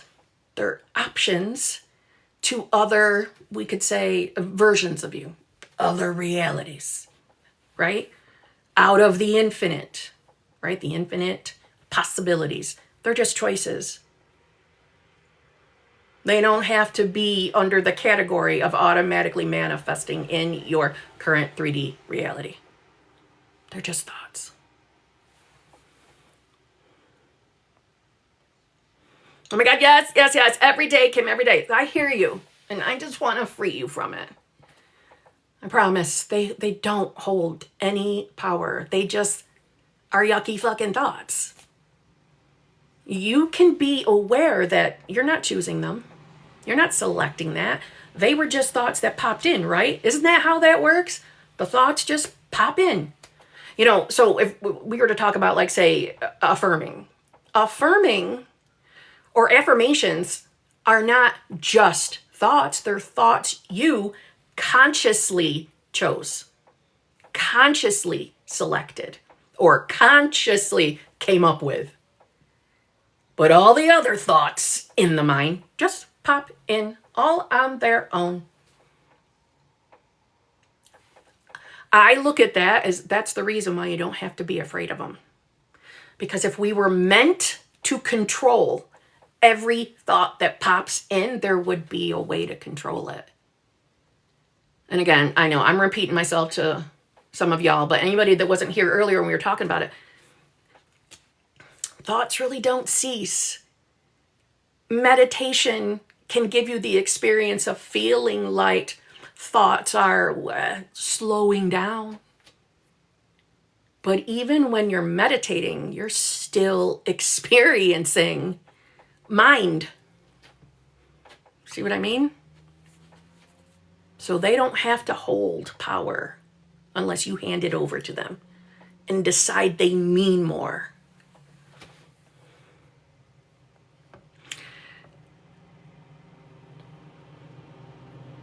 Been on the news story of perfect health, but physical symptoms have gotten hard to ignore. How to fix? Don't ignore. Don't ignore them. You don't have to ignore them. Now, again, I know you want to feel better, right? We want to be free from them, and I know that. I'm just trying to say you don't have to ignore them. You know, I think this is one of the misconceptions of, in the manifestation community when we talk about awareness. Because when we hear about awareness, it's usually with a comma or like a tagline of, what you are aware of is what you experience. So the logical, rational mind hears that and says, well, I'm aware that I'm still having symptoms. So I'm aware of that. So that means I'm going to keep experiencing that. But it's not as, I don't think, it's not as simple as that. It's such a logical response. You can be aware that you're still experiencing symptoms. You can be aware. I look at that as we can accept that you're still having symptoms, that they're there. But at the same time, you can also be aware of being source. And from there, right, I am that I am. So I'm just using my own words here as far as, I am the version of self who is, free from, symptoms, or I feel 100% healthy and perfect, whatever feels good to you. You can know that you're selecting that, because you're never going to fully convince your logical mind. That's the beauty of all of this, is you don't have to. The logical, literal, rational version of us, our ego, doesn't have to be on board with our decision. Does that make sense? So let's use my manifesting my relationship. I was aware of being source, fully accepted that. From there, I was selecting, I am that, a version of myself who was in a loving, fulfilling, committed relationship. So I am that I am. But in my 3D reality, I could see, I could accept. So therefore, I'm aware that he and I were not necessarily talking to each other, that he wasn't sitting next to me on my couch. So I could know and accept that that's what we could say the individualized self is experiencing in the physical. I'm aware of it. But while accepting that, I know that acceptance doesn't change my decision, my selection of who I am. So in other words, they don't have to necessarily be on board with each other. That self, so I am that I am. That I am doesn't have to convince the ego in order to manifest. We don't have to have ego in agreement with, let's say, the selection of who we know ourselves to be in order to have reality change. That's ego making you feel like it has to agree with you in order for your world to change. So what would we call that? Ego coming through that back door again, making you feel limited. And again, I know we're kind of shitting all over the ego right now, but the ego isn't bad. Like it has its purpose, right? It allows us to experience the individual self. But does that help? I hope. I missed this Friday's hot seat coaching call. Oh no, well, I will eventually get that uploaded. You'll get to see the replay.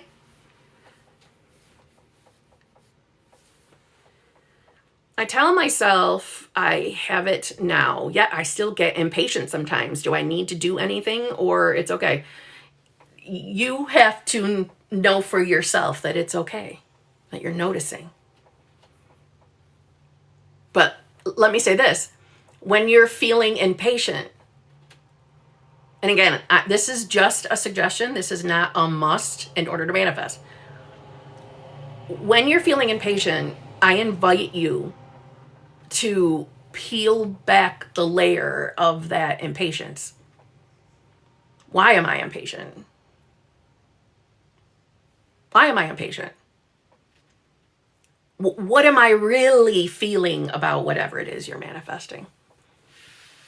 Right? It's more than just, I'm just impatient. Well, there's more to it. There's a reason why we're feeling impatient. So it's like peeling back the layers. And again, I don't want anybody to hear that and think I have to do that in order to manifest. I'm just saying that when you peel back layers, we get that clarity. We get that full sight of what we're really selecting. See what I mean? I can't explain it, but I feel so calm. Well, good. Calm feels good. Right? Doesn't it feel better than being all anxious?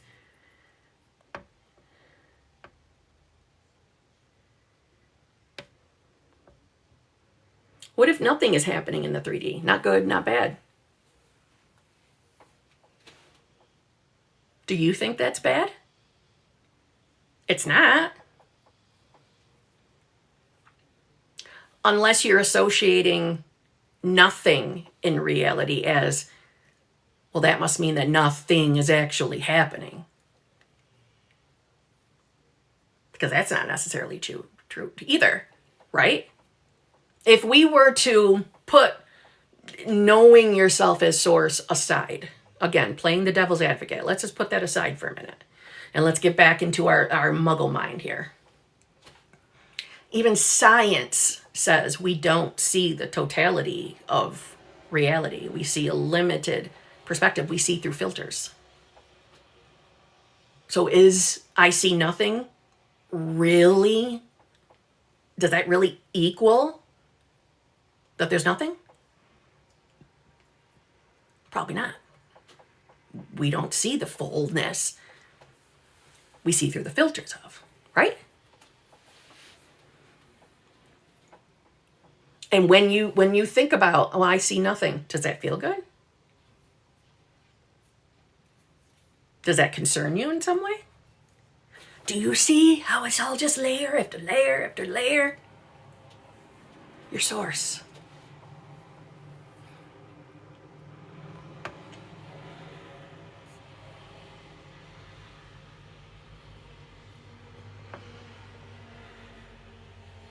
No, I don't think it's bad. It's peaceful. Good.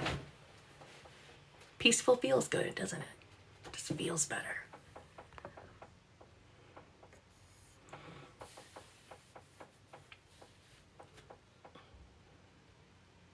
I think part of the impatience is, what if it doesn't happen even with all this effort? Ooh, listen to that. See, I told you, it's not just the impatience.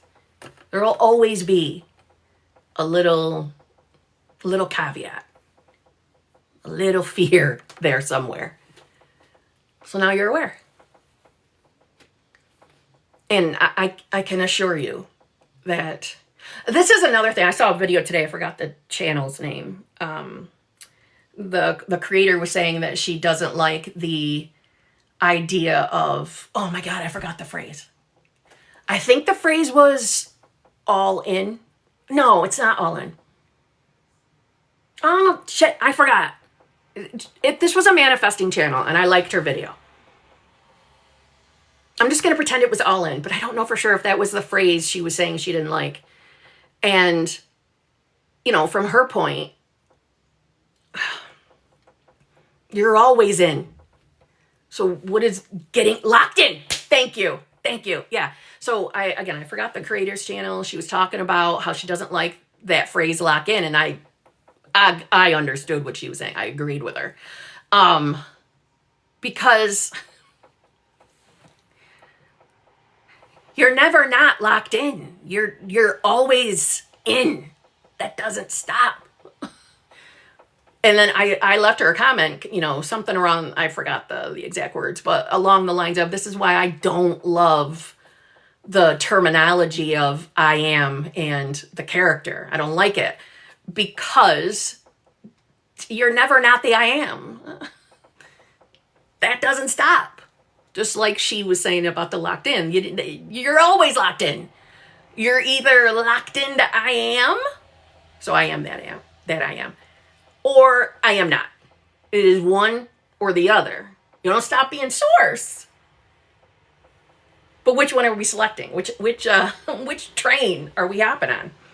So there was a point, and I already forgot my point. I'm sorry. It'll come back to me. Yes, yes. What if it doesn't happen even with all this effort? First of all,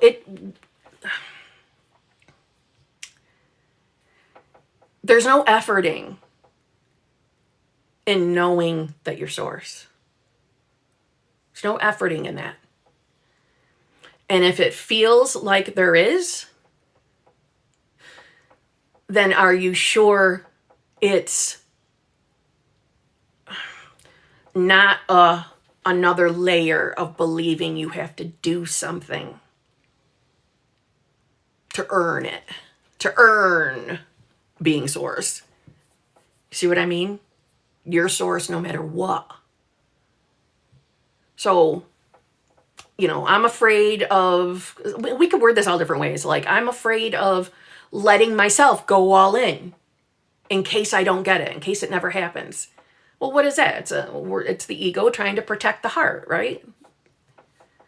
I don't want to allow myself to believe that I'm going to manifest this relationship and then end up never getting the relationship. I don't want to let myself believe that I can have this because I don't want to be disappointed. I don't want to be let down. I don't want to be hurt. I don't want my heart to hurt. Fear. Ego coming through the back door. I can assure you that when you sincerely know yourself to be, and you can finish a sentence after be, who you are being, you will experience the reflection of that. Always, no exceptions. And I mean that. There are no exceptions. Who you are being, living your life, knowing yourself as, will always be reflected to you. So that fear is immediately recognized as ego. Not a bad thing, but something to be aware of. See what I mean?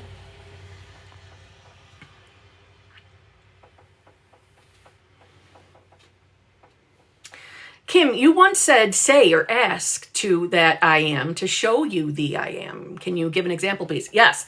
Now, I'm not going to give you an example of what may present itself because I don't want to put that on you. I don't want you to limit yourself to that. What I was saying is, to anybody that is still in some way struggling to fully accept that you are source or I am, to ask I am, ask source to show you that you are, and let that be presented to you in reality. So again, I'm not going to say that what can show up, but I am willing to bet 10 million gazillion dollars that something will be presented to you that is that reflection, that answer, because you are source. The answer will come.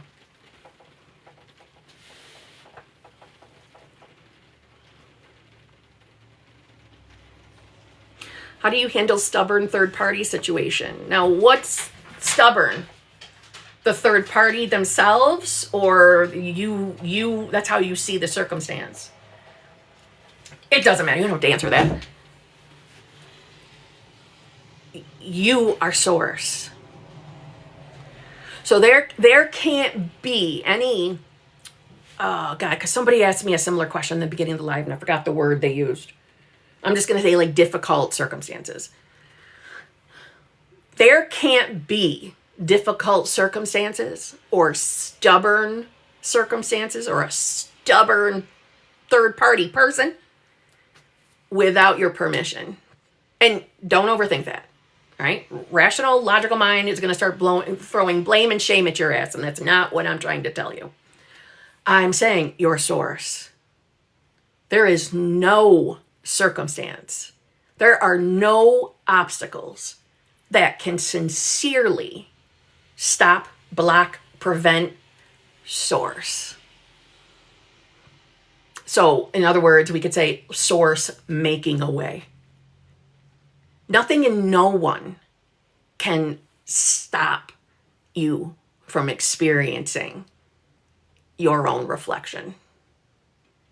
So, if your desire is to, be in a loving, fulfilling, committed relationship with your person, and what has been presented so far is a pain in the ass, stubborn, third-party situation. Remember you are source. So, source. Now, I am that I am. And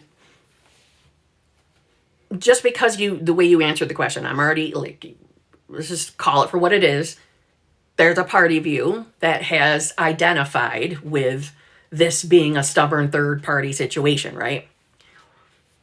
And that's not something you're going to beat yourself up for. That's not the point of me pointing that out. And the only reason why I'm saying it is so we're aware of that now. So we know that we don't want to continue deciding that for ourselves. We want to remember who we are as source. And if what you want to experience is a committed relationship, right? A loving, fulfilling, committed relationship, then there are no true obstacles to you. Nothing can prevent you from having that experience other than your own selection, your own choice of who you are. So don't overthink it, because the rational, logical ego self is always going to throw ideas of how you can be limited. Just doing its job, trying to protect your ass. And it's not your job to fight it off either. It's not your job to fight with mind, ego mind. Because you're never going to fully convince that part of you. That's the beauty of this. You don't need to. This is why we bring it back to remembering being source. And everything else will take care of itself. Everything else will be. And you'll notice things that you would have labeled as difficult circumstances will seemingly, I like to say, melt away. Like when I use the analogy that everything we believe, everything is a layer of conditioning or layer of belief or assumption. They're like cobwebs. And our human ego self wants to slough off all the cobwebs, wants to do it. When all you need to do is to remember your source. And source melts away the cobwebs without you having to effort it. Or effort and slough them off yourself. You just come back home. That's really all you need to do. And you'll see how whatever this stubborn thing is will melt away. We really don't have to do anything. That's what I'm trying to say. Except remember who you truly are.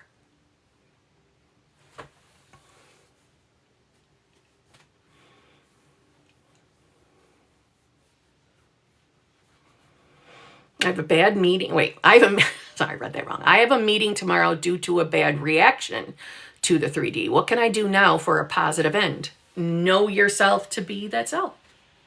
Everything worked out perfectly. Everything is fine. Everything has worked out to your benefit. Allow yourself to think about that.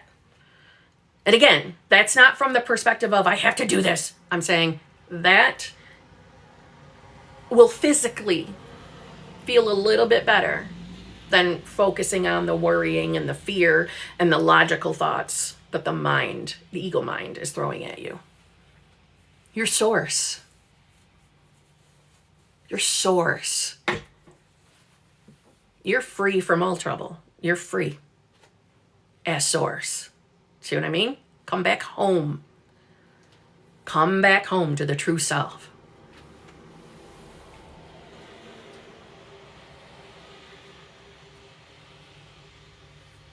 When you first began cutting down and truly embodying the I am, did it start with a morning mantra? No. Nope. That's kind of what I was talking about earlier, that listen, I'm not trying to say that there's something wrong with a morning mantra. I'm not. I'm not saying that. I'm saying for me, no.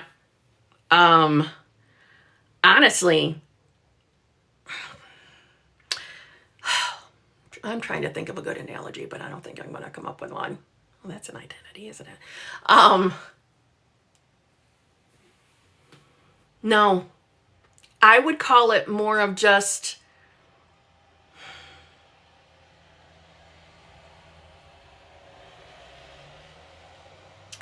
I don't know how to describe it. It's just a knowing. It's just a knowing. I will tell you that before I really fully took that in, that understanding, I used to feel like I, without question, had to start my day with deciding who I was. Now, for anybody who like heard me say that's what I did and you've been doing it, I'm not trying to stop you from doing that. I'm not saying that's a bad thing, but that was my thing. I'm going to start my day by knowing, before my feet hit the floor, who am I? So I would say the difference in that is I don't feel like I have to do any of those things because I know who I am as source. So there wasn't really any like schedule of anything I was really doing. So no. I can tell you that what I really remember is when things bothered me, when things didn't feel good, I would remind myself. I would remember that I was source. But I don't think there really was a routine that I'm remembering in this moment anyway.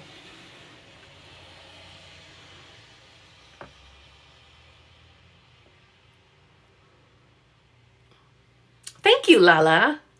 I love Hello Kitty.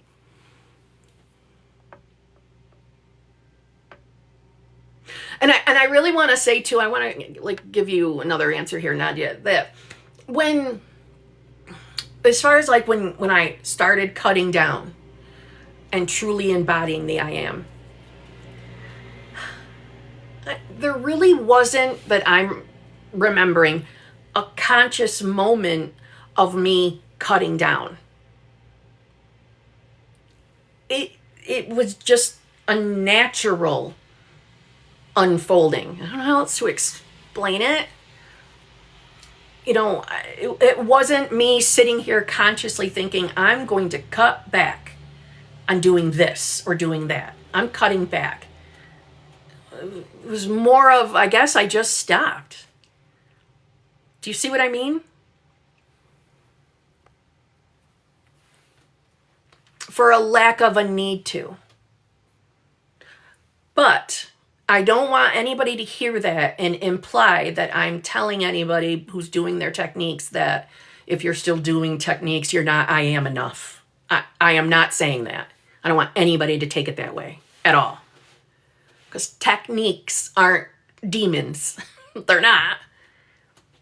We all have our own understanding and perceptions of what source is. And from there, the understanding of what that means to you, the individual. So we could say, where your understanding is in consciousness without trying to imply that someone's more higher in consciousness than you. I don't like that thinking.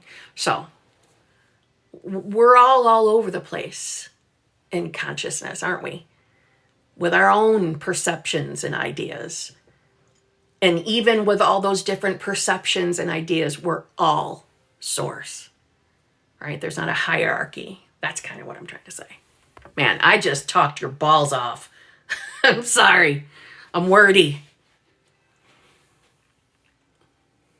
How can I quiet my mind with ADHD? Well, let me just tell you, Angel. This girl right here. This version of self identifies with having ADHD as well. But it is, if we see it as a limit, well, then that can be our experience. So I invite you not to see it as a limit. Now, that's not to invalidate your experience with ADHD. I'm just trying to say, the less we keep running with the conditioning that it's limiting us, the more we experience that. See what I mean? You don't need to quiet the mind or shut down thoughts because you're aware that your thoughts are all over the place because you have ADHD. You were made the way you were made as total perfection. It's the 3D world that slaps that on us like a limit. Oh, you have ADHD. Your mind doesn't work like everybody else's. You're limited. Manifesting is going to be hard for you. Not true. Nope, not true at all. That's a fucking story. So if you have neurodivergence of any kind, you're still a master manifester. You're still source. And your mind is perfectly created, manifested to work effortlessly at bringing you exactly what you want in life. I'm telling you that. It's just overwhelming. Okay, so then why not look at it as, what do I think it would feel like if it wasn't overwhelming? If it didn't feel like I was being pummeled with a million thoughts, that I wasn't overwhelmed, what would that feel like? What would the experience of not feeling overwhelmed? What do I think that would feel like? What is the opposite of overwhelm to you? You're just letting your mind get carried away with that, with thinking about that. Then you'll see it's in a sense, you're just distracting your mind. You're distracting your mind. You're distracting self, ego, with another story, with another cobweb, letting it do its job to keep searching and analyzing and filling in stories. But it'll take you away. And to me, I think that's the gift of ADHD, is how easily our minds can be distracted and we can get carried away in other places. I think our minds were created in perfection to consciously manifest. Just saying. And I thought that before I was aware of me having it. Just saying. Anyway. So.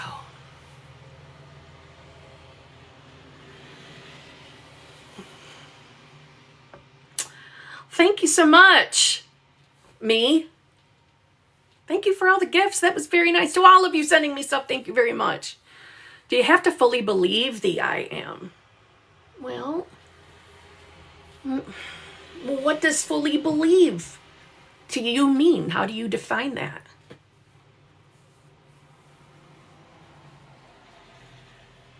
Because that sounds like a limit. If I don't fulfill this effort of fully believing, then I can't have what I want. What does that sound like? Does that sound like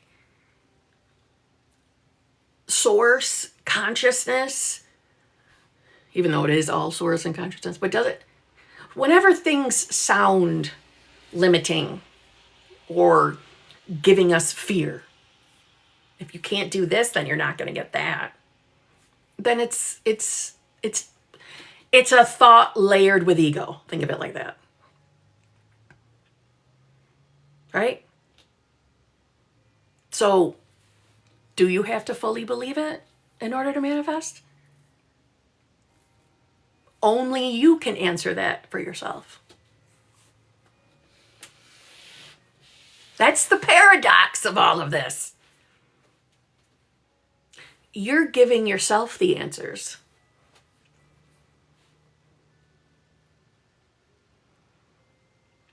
My opinion? No. No, you don't.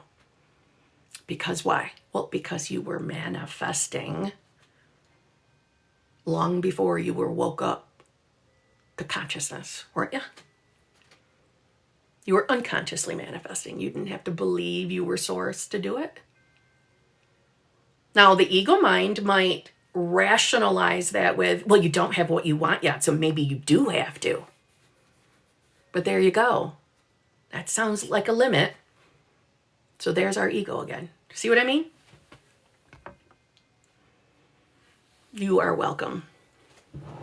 In my reality, there's no free will to others. Well, guess what? Guess what, Dora? It's not just your reality, all right? It's everyone's. Same rule applies. Notice that word, rule. Nobody does.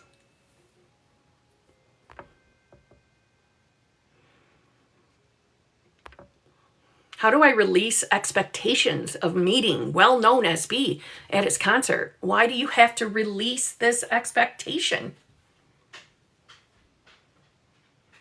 Who's telling you you have to release that expectation? I think you thinking you have to release that expectation sounds like a limit. That sounds like a rule.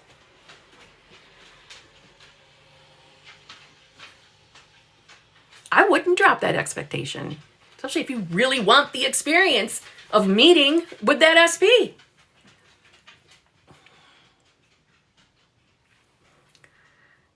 If you want specific things or traits in your SP, can you have that if you just assume? And by when you're saying, can you just assume by, I can't talk, do you mean just assume they already have the traits? And if that's what you mean, yes, your source, you can have anything you want. But if we're needing it,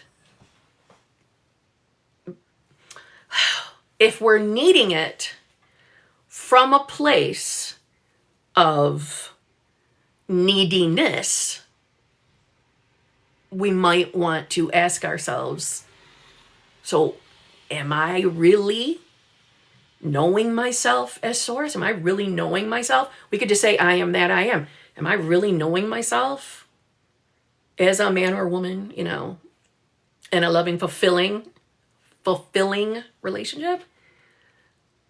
Or am I focusing on the fear and the lack?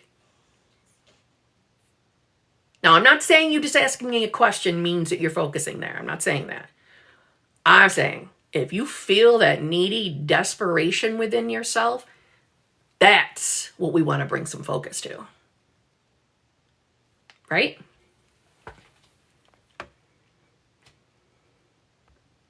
I had a medium read cards for me, and everything she said reflected my subconscious thoughts, which makes sense. Right? You're always experiencing your own conscious thoughts. Listen, I hope we all remember that, I know that mind is most often talked about like it's two separate things, the conscious mind versus the subconscious mind, but there is only one mind, right? That's the 3D world's way of trying to separate the two, to do what?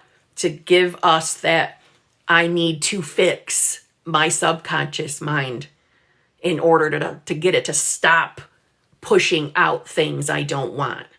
It's all one mind. And if it feels better to you to still think of it as conscious versus subconscious, that's fine. But please know the conscious mind is what dictates to the subconscious mind, which is all I'm trying to say very long-windedly, that you never had to be worried about that to begin with. You just need to what? Know who you are. Know who you choose to be.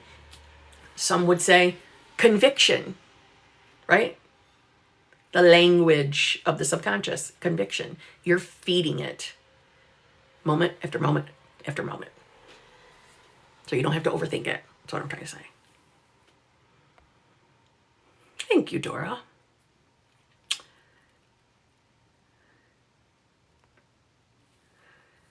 All right. Well, on this moment, my friends, this is where I must leave you. I have thoroughly enjoyed this live, especially because it had some sass. Holy shit, this is the first time I could see myself. I've had the big letters on the whole time. Oh, anyway, like that matters. Thank you all so much for being here. I appreciate it. Thank you so much for all the hearts, all the gifts, the roses, the stuff. That was all very nice of you. It was much appreciated. I'm going to have to get myself a different ring light, though, because this one bugs the living shite out of me. Not that that matters or has anything to do with ending this live stream. So my plan is to go live again over here. I'm really loving the TikTok lives. They're so much easier than my YouTube lives. Even though I call YouTube my home because that's where I started, but TikTok lives are so fucking easy. Just saying. All right. I'm going to stop there. I love you all. I hope you're all very aware of who you are and who you're choosing to be. Because you really can have literally anything you want. There's nothing off limits. Your rational mind might feed you with thoughts that say that there are. But that's it. We don't have to convince that rational mind. That's the beauty of all of this. We don't have to figure out how it's going to come to us. We don't have to figure that shit out. We don't have to convince the logical mind for anything. Okay? All right. I love you all. I'll see you all. Have a lovely rest of your Sunday.